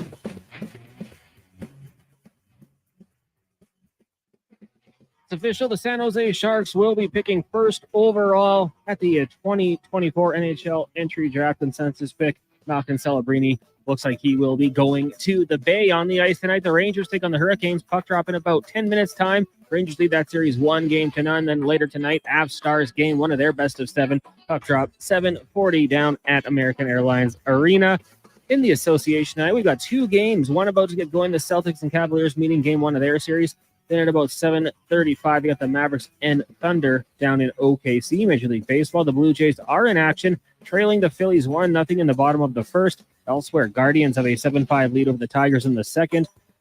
Diamondbacks, Reds, Pirates, Angels, Orioles, Nationals, and Rays, White Sox all currently scoreless. Later tonight, the Astros in the Bronx. You got the Braves and Red Sox. Brewers travel to Kansas City. Cubbies meet the Padres. Mariners in Minnesota. Cards up against the Mets. Giants take on the Rockies, and the Dodgers host the Marlins. Earlier today, the Athletics falling at home to the Rangers 15-8. WHL Game 7 of the Eastern Conference Final. Saskatoon takes on Moose Jaw. Puck drop in that one, 7 o'clock. Wide receiver Emmanuel Arsenault, who spent the last 2 seasons of a 14-year CFL career with the Edmonton Elks, announcing his retirement in 164 career games. Arsenault caught 645 passes for over 9,000 yards and 58 majors. And the CFL has suspended Toronto Argonauts quarterback Chad Kelly for a minimum of 9 regular season games for violating the league's gender-based violence policy. And from the NFL, after being claimed or waived by the New England Patriots a couple weeks ago, Canadian quarterback Nathan Rourke claimed by the New York Giants. Coming up in hour 4 of the Jason Gregor Show, we'll be joined by Derek Van Diest of NHL.com and Mark Spector from Rogers Sportsnet. I'm Connor Halley. This has been a Sports 1440 update. Sports 1440 in West Edmonton Mall and Wetaskiwin. CKJR is a Stingray radio station. Download the free radio player app and listen wherever you go. Japa Machinery Group knows that XCMG may not roll off the tongue, but Japa's team will help keep your construction jobs rolling on time and on budget with heavy equipment sales and rentals. Visit japamachinery.com to find out more. Christensen Communities, the name in active adult living. Enjoy retirement living without compromise. At Christensen, we understand that each lifestyle is unique. We are committed to providing choice through optional dining, personal services, recreation programs, and care plans to suit your current and future needs. Enjoy maintenance-free living and build new friendships in a safe, independent community. Large suites with full kitchens and in-suite laundry, on-site amenities, and so much more. Find out more today about our communities across the province at cdlhomes.com. Hey, sports fans, we've got a clear choice for you. At Crystal Glass, we provide customers with the perfect glass for any job. From home to auto and even commercial, installation or repairs, we're your team. Call 310 Glass or visit crystalglass.ca. Crystal Glass. The savings continue at the Bricks tent sale with up to 60% off clearance items. Save 60% off genuine leather sofas when you buy the matching love seater chair, or get up to 50% off mattresses. Some exclusions apply. See in-store for details. The Brick, saving you more. This spring, experience innovation on the road at Volvo Cars Edmonton. Right now, lease from 0.99% or save up to $4,000 on select models. 405 Cars Edmonton customers. Or $5,000 on all new and demo 2024 XT60 Recharge plug-in hybrid models. Discover why we're Canada's only 13-time Volvo Excellence Award winner. Chat online at volvocarsedmonton.com or visit 1205 101st Street Southwest. Gather around the radio, kiddies, for the best time of day. It's Oodle Noodle time. Listen in this week as your noodle hero battles the barbarous Bobby Burger. Now sing along. You know the word. Oodle Noodle time. Oodle Noodle time. You know what time it is now. Get up and give me your best Oodle Noodle dance. Your best time of day is Oodle Noodle time. The savings continue at the Bricks tent sale with up to 60% off clearance items. Score patio sets for just $99 or save up to $1,000 off appliances. Some exclusions apply. See in-store for details. The Bricks, saving you more. The Adventure Calls event is on at Chevrolet. Right now, get the 2024 Silverado 1500 RST at 0% financing for up to 60 months. Plus, eligible Costco members can receive a $1,200 bonus on select trucks. With an available 6.2-liter V8 engine and available adaptive cruise control, you can get off the open road and just enjoy the calm, quiet, scenic, great outdoors. Back to the truck! Visit your local Chevrolet dealer for details. The playoffs are wild. We all know that. And this year, Play Alberta is making it even wilder. Make a deposit with promo code Gregor50 to snag a $50 free sports bet with your next deposit. Get ready for unbeatable promotions throughout the playoffs with 10-plus odds boost on every Oilers playoff game. Score a chance to win a pair of lower bowl or even exclusive suite tickets for an Oilers playoff game just by making a bet on an Oilers playoff game at playalberta.ca. Bonus terms and conditions apply. Your love for strawberries is very passionate, you say. Just wait till you get your next taste of Booster Juice. The new strawberry blush smoothie made with strawberries, bananas, vanilla oat, and vanilla frozen yogurt will make you fall in love. And there's no tea like the Strawberry Serenity Teaser, a blend of strawberry juice, green tea, and honey. And for a tasty treat to pair perfectly with your berry obsession, the Strawberries and Cream Booster Ball has returned like your favorite dream. Visit a Booster Juice near you today or download the Booster Rewards app. O'Hanlon Paving is looking for finished skid steer operators, finished grader operators, Class 1 drivers, and more to join their Edmonton road crew team. Bring your positive attitude and great work ethic to their job fair on May 10th and 11th. Visit o'hanlonpaving.com/careers. The Egyptians swallowed a mixture of iron oxide and animal fat. The ancient Greeks made a paste out of pigeon droppings and horseradish. The Romans rubbed ashes and compost on their heads.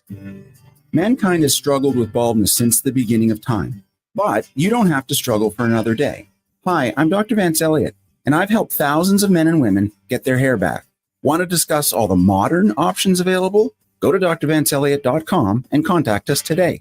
A solid financial plan is made up of more than just investments. Investments are an important part, but you need a more comprehensive approach. Vincent Pearson at Weird Pearson Akel & Associates Private Wealth Management understands that. He can help build a plan that includes retirement, estate planning, personal insurance, tax strategies, and yes, investments. Talk to him today and see the difference a real financial plan makes. Weird Pearson Akel & Associates. Call 780-988-4119 or visit weirdadvisoryteam.com.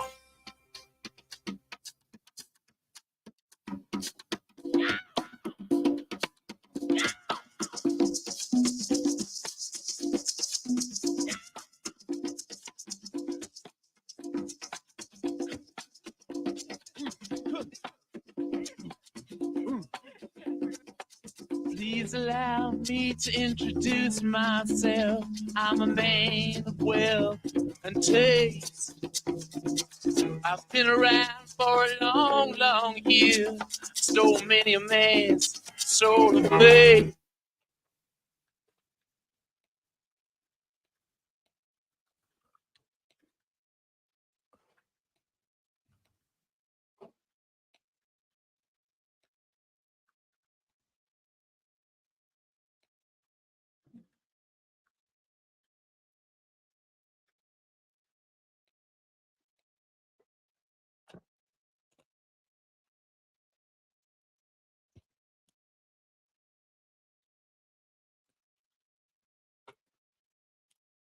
Rolling through a lovely Tuesday afternoon. Welcome back, Jason Gregor Show, presented by PlayAlberta.ca, where you can get in the game. If you haven't, hey, guess what? It's Tuesday, baby. Lotto Max time, and another major lottery opportunity for you to win $50 million plus 2 Max Millions.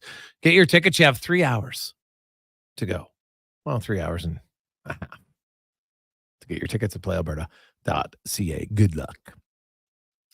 We'll switch things up a little bit here. Let's get to In the Room now, brought to you by Next Gen Transportation, heavy haul transport provider, 100% locally owned and operated, and proud to support numerous youth sports teams in the Edmonton area. It's nextgentransportation.com. As we welcome back to the show, he just got into Vancouver from NHL.com, covering, of course, covers the Oilers and the Canucks all year, so he'll be doing double dip duty in this series. Derek Van Diest joins us, and DVD, you're into Vancouver. We know that Adam Henrique is not going to play for the Edmonton Oilers. We know Demko is not going to play and probably out for the series, but Elias Pettersson didn't show up at practice today. It doesn't sound like they think it's too serious, but I really look at him, and like from a matchup standpoint, Ryan McLeod might get a lot of shifts against him, at least in the Vancouver game, and I don't think that's a matchup that should necessarily scare Edmonton, but if Vancouver is going to have success in this series, I think they desperately need the Pettersson line to do something if they think Miller and Lindholm are going to match up against McDavid and Draisaitl. Yeah, they do. They need him to get going. And Rick Tocchet pretty much said so himself. Like, we need more out of him. We need him to get going. He did help set up the winning goal in Nashville for Game 6 for the clincher. So this is a guy that is incredibly talented, extremely dangerous. And it's funny. Like, you don't want to think he's a shrinking violet in the playoffs, but the playoff time is where you have to cut your meat type thing. Like, you do what you want in the regular season, but when the push comes to shove, you have to be able to perform in the postseason. And you don't want to be in that category where you're just a regular season guy and then can't get it done in the postseason. And unfortunately, a guy like Mitch Marner is in that category, and some other guys out in Toronto are in that category. And I think, it's basically a challenge from Rick Tocchet to one of his plus players. Like, they need more out of him. They need him to contribute on both sides of the puck. And I think that's the big thing here, is that, as much as he does offensively, he's going to be relied on defensively as well. Because I do think he's probably going to see a lot of Leon Draisaitl if the Oilers get their way, throw him out there against him. So they want him playing on the defensive side of the puck as opposed to the offensive side of the puck. So, yeah, it's going to be interesting because I don't think Brock Besser and JT Miller can just carry this team past the Oilers. They need other guys to contribute. They need other guys to deliver offensively. And Pettersson's one of those guys that has to get it done. You look at this, like, where do you come out on the rest factor? Do you think it's even a factor? Like, to me, I look at both teams are now on 4+ days rest. I don't see how, Edmonton being off from Wednesday and Vancouver on Friday, like, it's going to make that much of a difference. No, I don't think it does. And you look at the game the other night when the Boston went into Florida. Florida had a lot of rest. Boston had no rest, and they kind of took over that game and dominated. I think both teams are in similar situations, so I don't think there's an advantage one way or the other.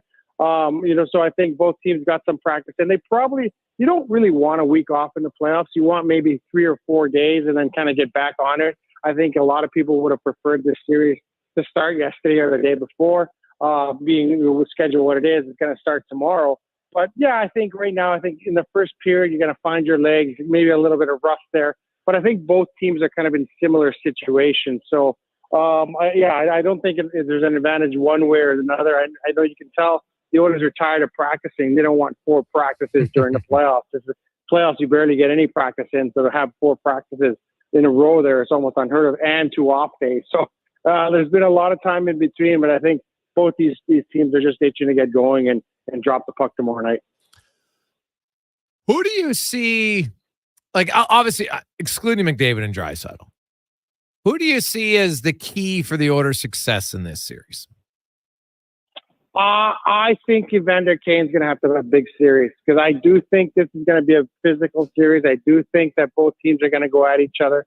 And I think that the Oilers need that Evander Kane that they had in 2022, where he had, I think it was 13 goals in 15 games. I think they need that guy. I think they need that guy to be physical. I think they need him to kind of get under the skin of some of the Canucks. I think they need him to be hard on the forecheck. I think the Oilers have to be hard on the forecheck on Quinn Hughes. I know Nashville tried that. Nashville went at him pretty hard. I think the Oilers have to do the same thing.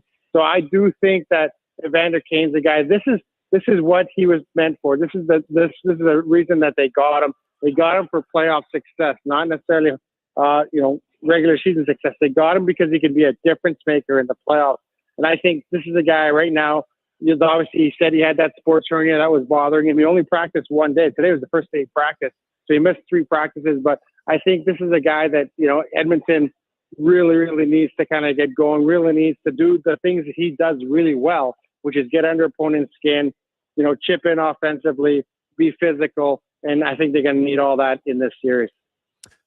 Derek Van Diest joins us. DVD, the Canucks, you mentioned the physicality of that series. I actually looked at their defense pairing minutes. Like, Nashville had 1 top line, right? They had Forsberg and O'Reilly together. But after that, like, it's a pretty significant drop-off when you look at Nashville's forwards after that. Like if we just go in minutes played amongst their forwards after O'Reilly, Forsberg, and Nyquist, then it was Colton Sissons, Jason Zucker, and Michael McCarron. Right, like those are their 4, 5, and 6 as far as even strength minutes. Like McDavid and Draisaitl played a grand total of 8 minutes and change together, 5-on-5 in the opening round. I just think Edmonton's offense is really going to push Vancouver way more than Nashville did. And everyone's like, oh yeah, Vancouver, they've improved defensively, but I I see this as a pretty big mismatch. Do you agree, or am I underestimating Vancouver? No, I kind of see that too, just based on the way they played against Nashville. You're not gonna win games against the Oilers if you only get 12 shots on net, and they did that against Nashville. They weren't generating a lot of offense 5-on-5, and you're gonna have to do that against Edmonton. I think this is gonna be a 3-2 series. Like the games are gonna be 1-3-2, 4-3. I think it's gonna be a high scoring series. So I don't think that Vancouver can be kind of as anemic offensively as they were against Nashville. And I agree with you 100%. Nashville was a one-line team, and if Forsberg doesn't score, that team doesn't score. And I think that was the way it is. But I think the Oilers can come at the Canucks in ways here. They got first line, second line, even the third line can contribute. So, I think as good as defensively as Vancouver is going to be, they're going to have to score some goals here, and they're going to have to find some offense and generate more scoring opportunities. They didn't generate much at all against Nashville, and which kind of surprised me. I think they do have some offensive talent there. But yeah, they have to generate a lot more. And I think that's why a lot of people are looking at Nashville series and going, okay, you guys struggled against Nashville, who played well throughout the year. But they were not considered a Stanley Cup contender. They were basically a one-line team, had a great goalie, and had some pretty good defensemen. Obviously, Roman Josi, one of the best in the league. But yeah, to not be able to generate much on them, I think that's kind of an indication of Vancouver coming into the playoffs, and they're going to have to generate a lot more to be successful against the Oilers, in my opinion. DVD, give me your thoughts on the Colorado-Dallas series, which I think should be epic.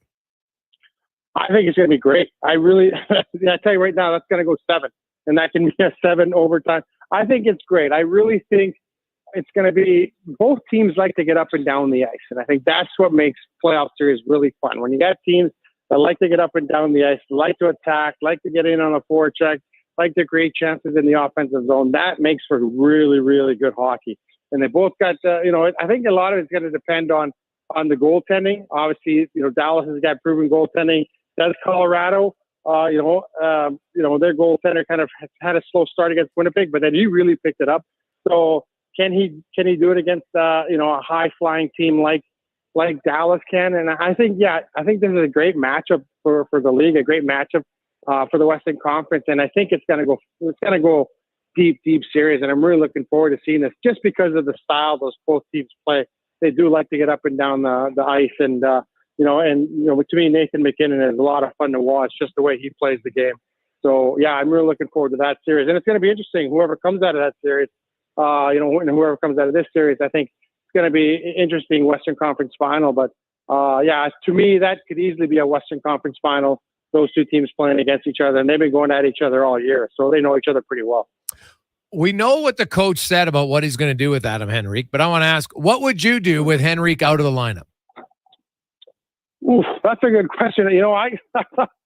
I thought Connor Brown would get back in, and maybe they move him up, but I think I thought it was interesting when he said today that we all saw Janmark there, and he was practicing there for 4 days, and he was saying, well, we're going to use him there. We're going to use other people there as well. So it'd be interesting how long Janmark lasts there. And I think it's a situation where, the second line is going well. Do you want to tinker with your second line? Your third line is going pretty well. You want to tinker with your third line. So you tinker with your first and fourth and hope that you get through there. But yeah, you're looking down the list, and if you don't want to mess with your second and third lines, there's not a lot of options available. You could move Brown up there, but, I don't know if that's feasible. He sat out the whole first round series. You could move Holloway up there, but that's putting a lot of pressure on a young kid to play with Connor McDavid. So I'm pretty sure McDavid had a lot of input on who he wants to play on his left side and who he thinks would be the best fit. But it'll be interesting to see how long Janmark lasts there and where they rotate guys through there. Maybe double shift some guys in there. Maybe Draisaitl will take the odd shift up in that line as well. So it'll be interesting to see, but I think the game will dictate who gets up there, because if Janmark's going to get that opportunity, he's going to have to produce offensively. It can't be just a defensive guy. He's going to have to chip in offensively. So it'll be interesting to see what happens with that. I think it's going to be, I would be surprised to see like one guy with 6 minutes, another guy, like let's say they play 14 minutes of 5-on-5. Yeah. Maybe it's only 12. I wouldn't be surprised to see it being 6-6 or even like 4-4-4. I could see Warren Fogle get some shifts there. I could see Dylan Holloway get some shifts there. Janmark, like Knobloch, when he outlined, hey, we want to keep him fresh for the penalty kill. So obviously special teams will dictate it, but you know what? If they're not going to overuse Janmark because he's not used to playing huge minutes. I don't think you suddenly want to burden a guy because you're not conditioned for it. You're in good shape, or you're in shape to play 12 minutes a night. You're not in shape to play 18, so don't do it. And I think that's why I think it's going to be by committee until Henrique comes back in. No, I think you're exactly right there, and you're right. You can't ask a guy to go from 8-9 minutes and to go play 12 minutes on the top line with McDavid and do the things that top line does. So I think you're right. And I think when we were talking to Chris Hovlog today, he said as much. But I think a lot of it's going to be dictated by who kind of fits in well at that time. And I think it'll be interesting to see if there's a lot of penalties called in this series. Then I think there's going to be, you're going to need Janmark on that PK. It'll be interesting. I think it will be by committee until Henrique is able to come back and play it. Or, maybe they, if it's not working, they slide someone up from the second line there and try to take care of that second line. So who knows? I think there's a lot of balls up in the air, and there's a lot of pieces to move on the puzzle board there that you can kind of, try and make it work. DVD, enjoy Vancouver. Having sushi tonight? I don't know. I'll probably go out with Mark Spector and see where we go. We're going to find the game somewhere, and then probably sit down and have a nice local meal. All right, buddy. Well, have fun. We'll chat with you on next Tuesday. Okay, sounds good. Have a good night. There you go. That's Derek Van Dies from NHL.com. Covers all four of the Western Canadian teams in Winnipeg, Calgary, Vancouver, and Edmonton, but down to 2 with the Canucks and the Oilers. We'll get to you if you missed it in the Oil report earlier. Henrique not going to play in Game 1. But don't expect one guy stapled to McDavid and Hyman's wing. I think, if it's an offensive zone start, I wouldn't be surprised if it's Holloway. Maybe Fogle. Defensive zone start, and for sure, I think it's going to be Janmark. So we'll see how they go from there. We'll come back. Spec will join us. Also, we got a lot of text to get to, 833-401-1440. And hey, do you need a laugh in your life? Because coming up before the end of the show, one of you is going to win some sweet seats to go see Jimmy Carr and Jim Jeffries in Rogers Place, September 8th. Great seats to see those two comedic geniuses. If you want to go, stay tuned. 20 minutes, and we'll give those away here on The Gregor Show, presented by PlayAlberta.ca, live in the EWEL.ca studio. Building a new home? You may not need a residential elevator yet. But in the future, a RAM elevator could provide greater accessibility and even make your house more appealing to buyers. So book a consultation with RAM Elevators and Lifts and find out how to strategically place closets to save space that will accommodate the addition of an elevator when you're ready. Plan for the future in your new home with grounded simplicity, elevated design. Learn more online at trustram.com. The savings continue at the Bricks tent sale with up to 60% off clearance items. Save 60% off genuine leather sofas when you buy the matching love seater chair, or get up to 50% off mattresses. Some exclusions apply. See in-store for details. The Brick, saving you more. Try the new extra-large New York-style crispy pepperoni pizza only from Papa John's. Get you some of that crispy, curly, cuppy pepperoni on top of an extra-large New York-style crust pizza with creamy tomato sauce and a 3-cheese blend. This ain't around forever, so walk fast like you're in NYC and order one now. The extra-large New York-style crispy pepperoni pizza for just $22.99, only at Papa John's. Better ingredients, better pizza, better get you some. Christensen Communities, the name in active adult living. Enjoy retirement living without compromise. At Christensen, we understand that each lifestyle is unique. We are committed to providing choice through optional dining, personal services, recreation programs, and care plans to suit your current and future needs. Enjoy maintenance-free living and build new friendships in a safe, independent community. Large suites with full kitchens and in-suite laundry, on-site amenities, and so much more. Find out more today about our communities across the province at cdlhomes.com. The savings continue at the Bricks tent sale with up to 60% off clearance items. Score patio sets for just $99 or save up to $1,000 off appliances. Some exclusions apply. See in-store for details. The Bricks, saving you more.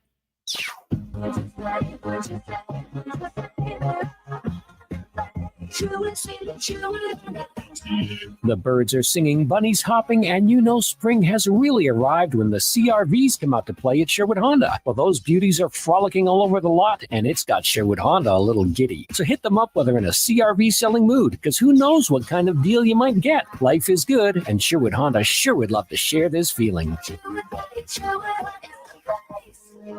Diablo Boots has been open for business for 60 years, selling Canadian-made quality boots. Diablo has Canada West work, biker, and cowboy boots with fixable soles and heels. So why buy boots like Ariat, Justin, or Red Wing that are made in China? Get your money's worth with Diablo's Canada West tough, comfortable work boots. So save on boots by Save On Foods, 3340 Gateway Boulevard on the east side of Save On Foods. And does Diablo sell the best boots in town? You betcha. O'Hanlon Paving is looking for finished skid steer operators, finished grader operators, Class 1 drivers, and more to join their Edmonton road crew team. Bring your positive attitude and great work ethic to their job fair on May 10th and 11th. Visit o'hanlonpaving.com/careers.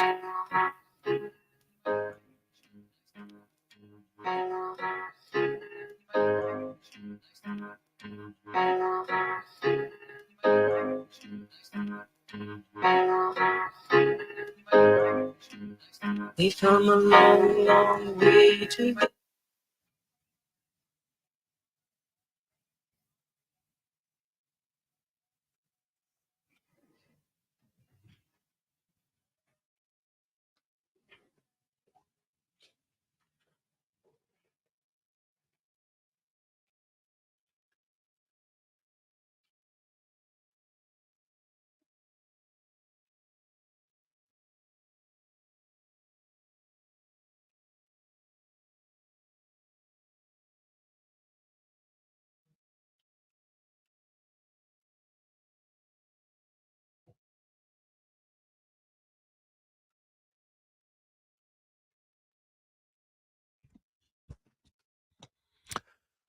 We roll through a Tuesday afternoon. Thanks for listening to the show, watching the show on Oilers Nation YouTube and Facebook. Maybe watching on Twitter now.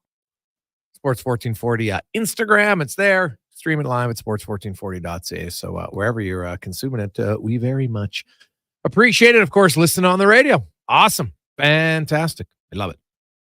Let's get to the spec report brought to you by GS Construction, and what is fantastic for them. Hey, a little bit of rain right now.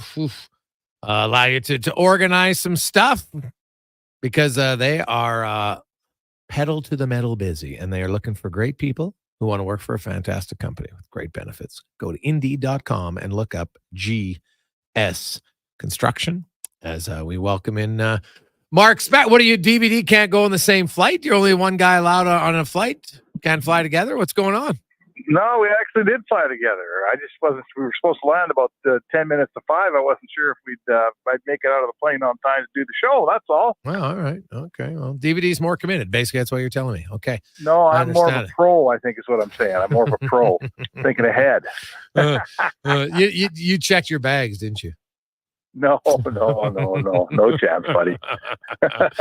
That's the worst. Hey, the San Jose Sharks spec, they won the draft lottery. Like Mike Greer and that organization, they're looking for a new coach. And hey, it'll give their fan base something to think about. But this is really the start. Like Celebrini comes in there, but man, like it's kind of like Bedard in Chicago. They don't have a lot around him. Like this is great for San Jose, but this rebuild is going to be long and painful. It's already been 5 years. Yeah, no one needs to hear about how unpredictably long a rebuild can be more than an Oilers fan, right?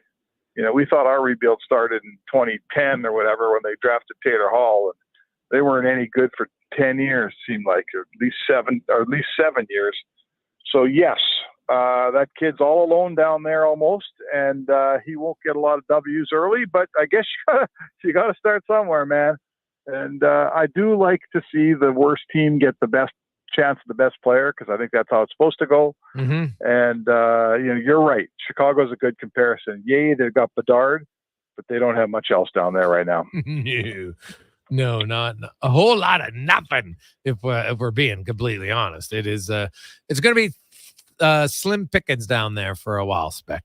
No question about it. Jason Gregor, Mark Spector with you here on the Sports 1440. And Spec, we get to this Oilers series now. You're into Vancouver. Obviously, you haven't been there long enough to have a pulse or anything about the city. Everybody's picking the Canucks. Not everybody, but most people are picking Vancouver to lose. So, we've had probably too long to think about this series and stuff. Yes. But is there anything that you see that makes you say, maybe I'm underestimating Vancouver? Yeah, there's the one thing I would say is they were so defensively against Nashville. That series was boring. I watched it all. It was a low event, boring series. And to be honest, that's the only way they beat the Oilers. If this is 5-4 hockey, 6-5 hockey, Edmonton's going to win, in my opinion. Edmonton's got a better, deeper offense than Vancouver. So I guess I'd say to you that, most people in Edmonton, I think we all agree, we don't, shutting down the Nashville Predators isn't shutting down the Edmonton Oilers. Nashville's offense isn't what Edmonton's offense is. Their power play's not as good. They're not as good a team goal scoring wise, for sure.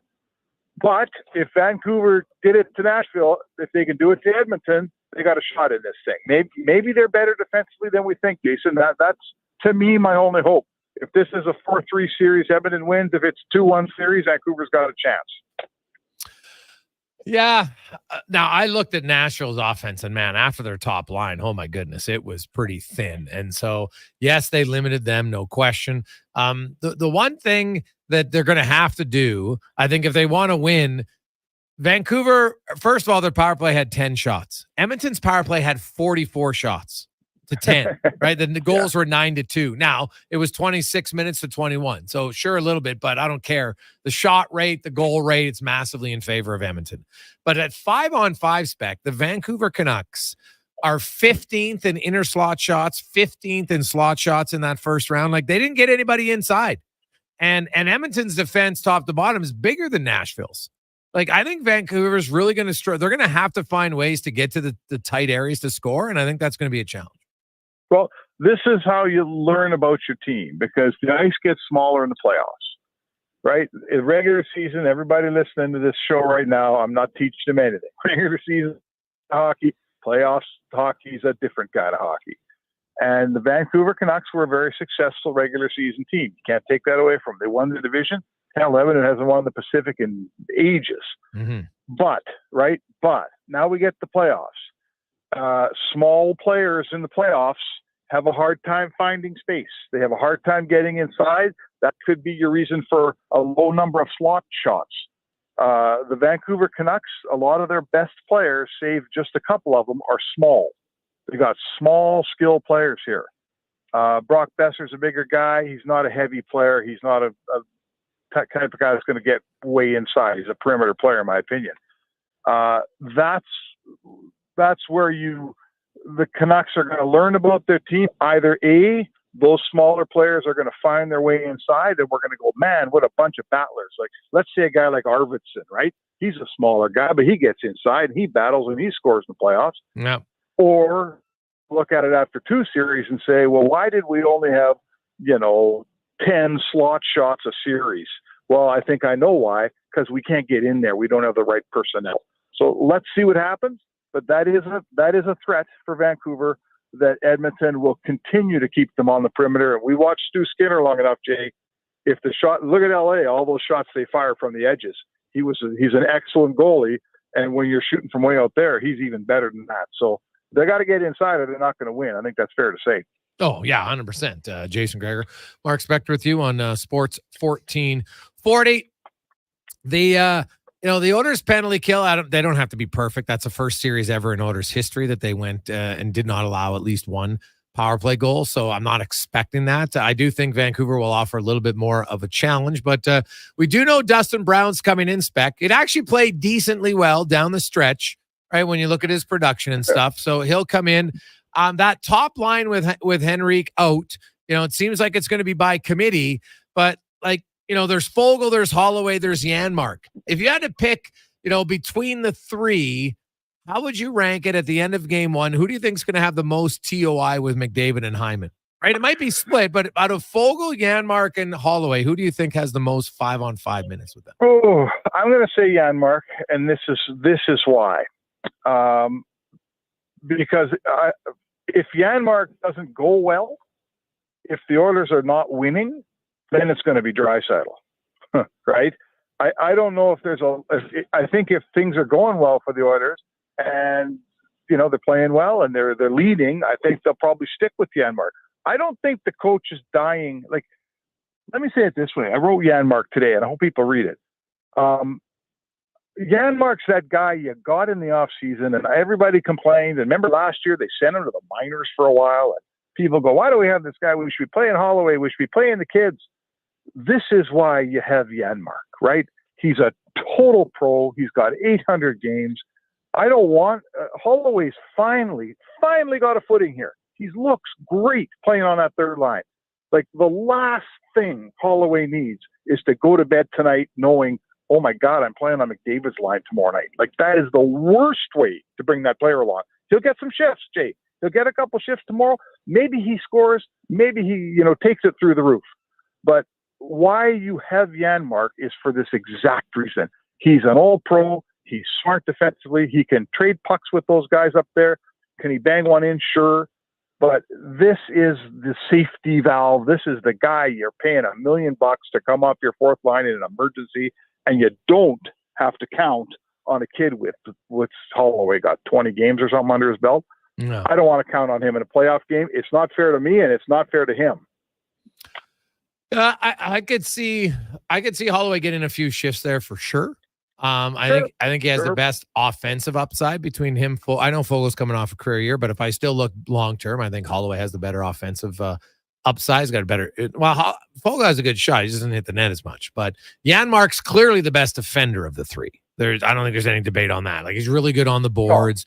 He's really good managing the puck. The one thing with Janmark is you're not going to see him give the puck away.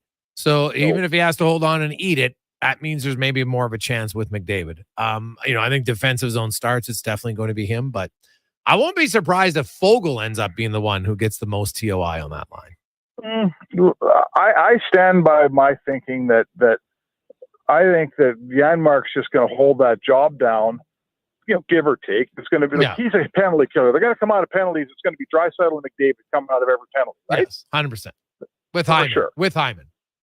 That's what I'm saying. So that's the one replacement we're going to get. And then if we're into the third period and the Oilers aren't winning, it's going to be Draisaitl, McDavid, and Hyman every time. So I'm not sure there's enough shifts to go around in the game for Holloway to get a whole bunch or Fogle to get a whole bunch, because Janmark's going to start there. And let's see what happens. I'll say this, man. You won't catch me second-guessing Chris Knobloch. His track record of deploying his people, of changing his lines at the right time, of deciding when it's time to bail and hit the blender. His track record's really good. He deploys people exceptionally well. So I'm here to tell you, whatever he does is, tells me it's probably going to be the right thing, right? No, that's fair. He's a lot of the buttons he's pushed have all gone white. He's got the best record in the NHL. You know what? Obviously, he was tied for the best record in the first round with Colorado, and I guess that's second best because the Rangers swept. So. But whatever. Yeah, he's doing a great job. But why are we second guessing him? Right? Oh God, no, I'm not second guessing. To me, I won't be surprised with Warren Fogle. I could see the coach. He's played him before, and Fogel's coming off a 20-goal season. I wouldn't be surprised. I did like what the coach had to say. Basically, it's kind of like he opened the competition and said, you know what? I'm almost going to leave it up to the players, because he said, hey, we're going to use different guys, but it's going to depend on who's going, right? And that's a pretty big carrot to dangle for lots of guys. Heck, maybe Connor Brown gets a shift up there. Corey Perry, you know what I mean? Like Ryan McLeod. Like, if some guy's going, I think Knobloch has shown us he's not afraid to. I think some coaches get locked in too much about, okay, well, we say if you're going, you'll get ice time. Unless you're a top six guy, then you'll get ice time come hell or high water. Knobloch has shown me a difference in that, where from game to game, guys who are going, they get to play. And I think that's a very good attribute he has as a coach. Well, it keeps everybody hungry, right? And, a guy like Fogle, you don't think he's hungry? He started this playoffs out in the second line, and now he's on the fourth line. Yes. So you don't think, he sees that door open a little crack here. Yeah. And that's what you want, man. You want a bunch of guys fighting for jobs and trying to get in the lineup. And this is a healthy competition. This is what you call depth.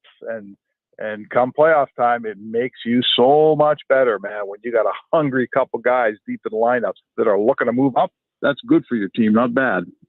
Spec, enjoy Vancouver. We'll talk to you tomorrow. All right. Thanks, Jake. There you go. That's on Mark Spector and the Spec Report, brought to you by GS Construction. 5:38. We're going to play a little trivia for some tickets. 833-401-1440. You want to go to the comedy show September 8th? You got lots of time. September 8th. Jim Jeffries, Jimmy Carr, courtesy of Outback Presents. 833-401-1440. We'll play a little trivia next with the Gregor Show, presented by PlayAlberta.ca. Introducing the Female Super League. Female hockey is on the rise with more women playing the game than ever. Join us as we pave the way for the future of women's hockey. The FSL is more than a game. It's a movement and an experience for the motivated female athlete. Teams will compete in a showcase-style format featuring consistent interprovincial competition. Come be part of the journey as the 2024-25 season unveils a 12U division, as well as the launch of a groundbreaking progressive body-checking 14U division. For more information, visit femalesuperleague.com. This spring, experience innovation on the road at Volvo Cars Edmonton. Right now, lease from 0.99% or save up to $4,000 on select models for qualifying loyal Volvo Cars Edmonton customers. Plus, save $5,000 on all new and demo 2024 XC60 Recharge plug-in hybrid models. Discover why we're Canada's only 13-time Volvo Excellence Award winner. Chat online at volvocarsedmonton.com or visit 1205 101st Street Southwest. A solid financial plan is made up of more than just investments. Investments are an important part, but you need a more comprehensive approach. Roger Weir at Weir Pearson Akel & Associates Private Wealth Management understands that. He can help build a plan that includes retirement, estate planning, personal insurance, tax strategies, and yes, investments. Talk to him today and see the difference a real financial plan makes. Weir Pearson Akel & Associates. Call 780-988-4119 or visit weirdadvisoryteam.com. It's time to embrace the drive with Chevrolet. Lease the 2024 Equinox RS from $190 bi-weekly. That's like $95 weekly at 6.9% for 60 months with $3,400 down on an ultra-low kilometer lease. With Equinox's standard Chevrolet safety assist, standard power liftgate, available panoramic sunroof, and available adaptive cruise control, you'll have everything you need and more to make this the best season ever. Visit your local Chevrolet dealer for details. Whoa, I earned that much Canadian Tire money on top of those sweet discounts? Did they make a mistake? Value so stacked, you'll wonder if it's a mistake. The Triangle Max Stack event starts May 9th at Canadian Tire, Sport Chek, and Marks. Conditions apply. Discounts available to all shoppers. O'Hanlon Paving is looking for finished skid steer operators, finished grader operators, Class 1 drivers, and more to join their Edmonton Road Crew team. Bring your positive attitude and great work ethic to their job fair on May 10th and 11th. Visit o'hanlonpaving.com/careers. Whoa. Hi, Dennis from Weiss Johnson here. We all know how unpredictable Edmonton weather is. Extended falls to late winters, and who knows what spring and summer will bring. Regardless of the outdoors, your indoors will be comfortable with Weiss Johnson and Goodman.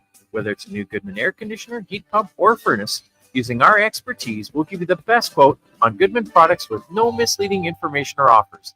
Just what's best for your family. Visit wjcools.com today. At Cross Mitsubishi, the choice is yours. But no matter what you choose, the savings are huge. Get into a 2024 Mitsubishi Mirage and Cross will match your cash down up to $2,500 with a $500 trade-in rebate and 0% financing. Plus, you won't make any payments for 90 days. Or choose the all-new Outlander PHEV starting at $39,995. Make your choice at Cross Mitsubishi, 34th Avenue and 96th Street, or cross with a K, Mitsubishi.ca.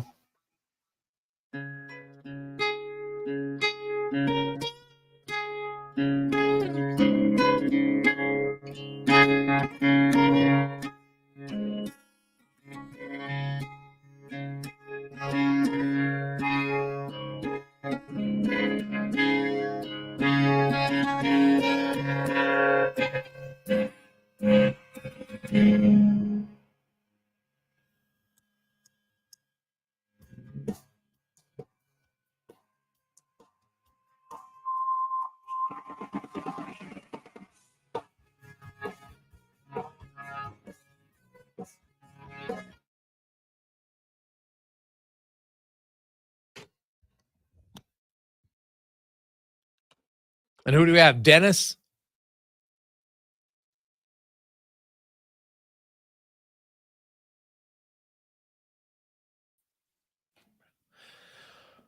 $5:43. Welcome back. Jason Gregor, Connor Halley with you on Sports 1440, Oilers Nation, YouTube and Facebook. Time for a little trivia. Right now, brought to you by Outback Presents, where coming September 8th, Jimmy Carr and Jim Jeffries, two funny dudes. You can be going see the 833-401-1440 as we go to Dennis. Dennis, good afternoon. How you doing? Buddy, how you doing? I'm good. All right, Dennis, we'll see how good your memory is from round one. Can you name the two Oilers who had double digits in penalty minutes in round one? Oh, Evander Kane. Oh, my goodness. And the other one, holy crap. I'm already just stuck on there, so I'm just going to have to throw out. Make a guess.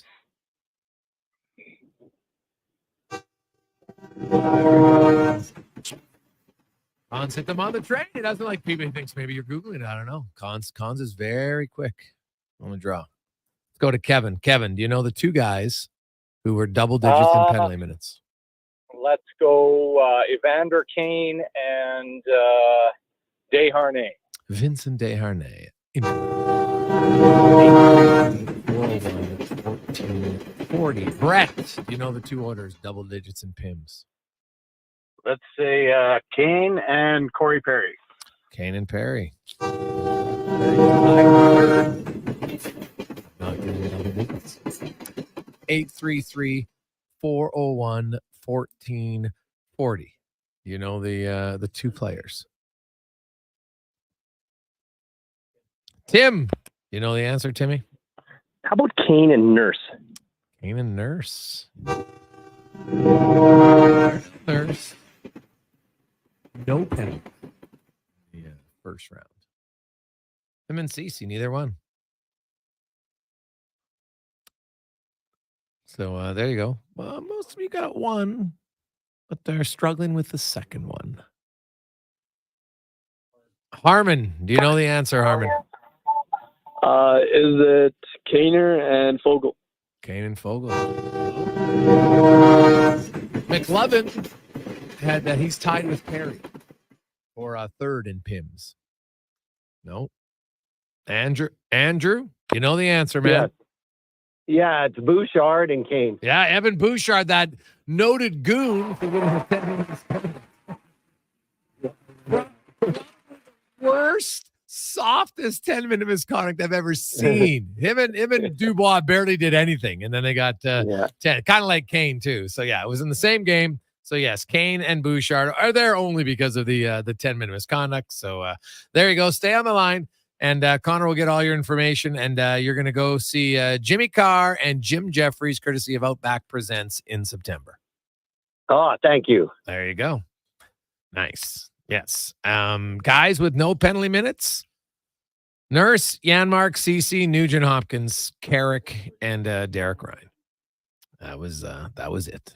So Kane, of course, had he never took a minor penalty. He had a fighting major and a 10-minute misconduct. Bouchard had the 10 and 2 minors. And then Fogel and Perry. I was going to ask who leads with the most minor penalties. That might have been a little bit harder. But actually it would have been Fogel and Perry, who each had 3. Brett Kulak had 2, along with Bouchard. And then lots of guys with 1 in Holloway, McLeod, Desharnais, McDavid, Draisaitl, etc. So there you have it. Hey, guys, what's up with Henrique from Jason? My understanding is he's kind of nursing an ankle injury. I think he might have a sprained ankle. Now I can't say for certain if it's a high ankle sprain or low ankle sprain, but that's what I think it is. It doesn't sound like it's anything that's going to keep him out long term. And I think if the Oilers get up in the series, now you can use rest as your advantage. Because the problem with a high ankle sprain, anybody who's had one, you come back, if you come back when it's not really good, your chances of re-aggravating that are really, really good. Right? So that's always the challenge. So we'll see what happens on that one. So Hey, Gregor, what are you hearing about Toronto? Do you think Woodcroft would go there? I guess it's a possibility. You know, I think Toronto, whether it's right or wrong, I think I think a guy who's like in the pecking order, because he's won a Stanley Cup, Craig Berube is probably going to be a guy who's like New Jersey Devils, Toronto Maple Leafs. I would expect that those teams are going to probably be calling him first. Now, that doesn't mean that Woodcroft doesn't get interviewed. I think he will. And I think that Jay Woodcroft will be back in the NHL at some point. But Craig Berube's won a Stanley Cup, right? That's just a reality that's going to give you a little bit, more leeway or more sway when it comes to teams looking, right? The San Jose Sharks, like if I was Jay Woodcroft, I know he's being the organization, so maybe he would take it, but like, I don't know, that's going to be a lot of pain.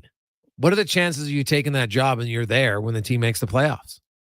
I think you have to look at that. Like if I'm Craig Berube, I'm not doing it. So you've got New Jersey, now Winnipeg. I think Winnipeg and New Jersey would be the two most exciting jobs. Seattle and San Jose, like San Jose is the least attractive job. Come on, let's be real here. I know they just won the lottery and Macklin Celebrini is going to be a good young player, but they don't have a whole lot. And you know what? A young coach goes there, maybe in a veteran because, hey, you want to get back in the league. I get it. It's still a good job. Like a coach in the NHL, there's only 32 jobs. But like I don't see Craig Berube going there. And the other one is like Toronto officially hasn't let go of their coach. I think there's a good chance they do.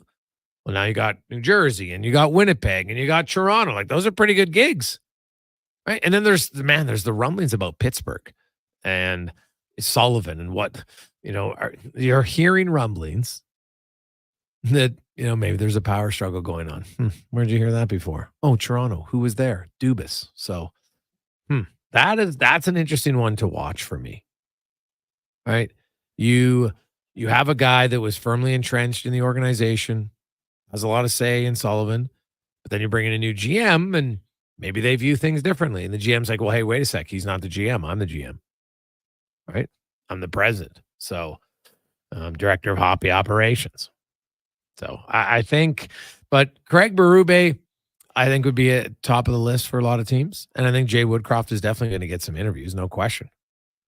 And this would be a hard one. Like, do you turn down the San Jose job if it means you don't get another one right away? I don't really answer that. Because you know what? Hey, you want to coach? You're meant to coach. You want to coach, and maybe you believe, hey, you know what? We can help it turn around. And because every GM will tell you, hey, you know what? Yeah, we know it's going to be a few years rebuild. Don't worry, we'll stick with you. Can you think of a guy who's stuck through the rebuild? Anyone? Anybody? Can anybody give me an answer? A guy who stuck around a long time, right? Till the sun came out again. Doesn't happen very often. It's pretty hard. Have yourselves a great night. Enjoy the two games in the NHL and the NBA playoffs, baby. I love it. Let's get to the Con Man, a Sports 1440 update. Speaking of loving it, how about Booster Juice? If you love strawberries, you're going to stop in that Booster Juice right now. The Strawberry Sarin Teaser. Also, the Strawberries and Cream Booster Ball is back. Combination of strawberries, cashews, vanilla, and coconut. Try one today at Booster Juice. And tomorrow, baby, it's McHappy Day at McDonald's. Be sure to stop in there, and we will set up the Oilers and the Canucks. And we got a great guest for Who Is It Wednesday. Have an awesome night. Turn Sports is up next. Good night.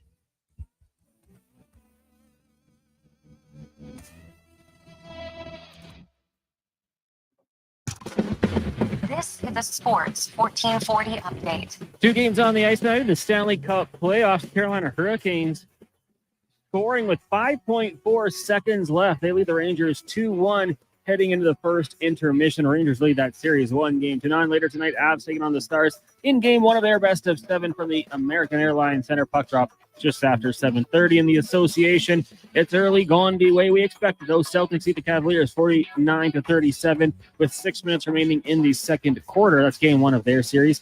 Game 1 of Thunder Mavs goes tonight at 7:30 down in OKC. Major League Baseball, Jays trail the Phillies 4-0. That one's in the bottom of the 4th. Elsewhere, Tigers have an 8-7 lead over the Guardians in the 6th. Pirates trail at home to the Angels 3-0 in the 4th, and in the 5th, Diamondbacks up on the Reds 2-0. You've also got the Yankees leading the Astros 3-1. Braves, Red Sox, Brewers, Royals, and Cubs, Padres all scoreless in their games. Later tonight, Rockies host the Giants, and the Marlins are in Los Angeles. Earlier today, Rangers victorious over the Athletics 15-8.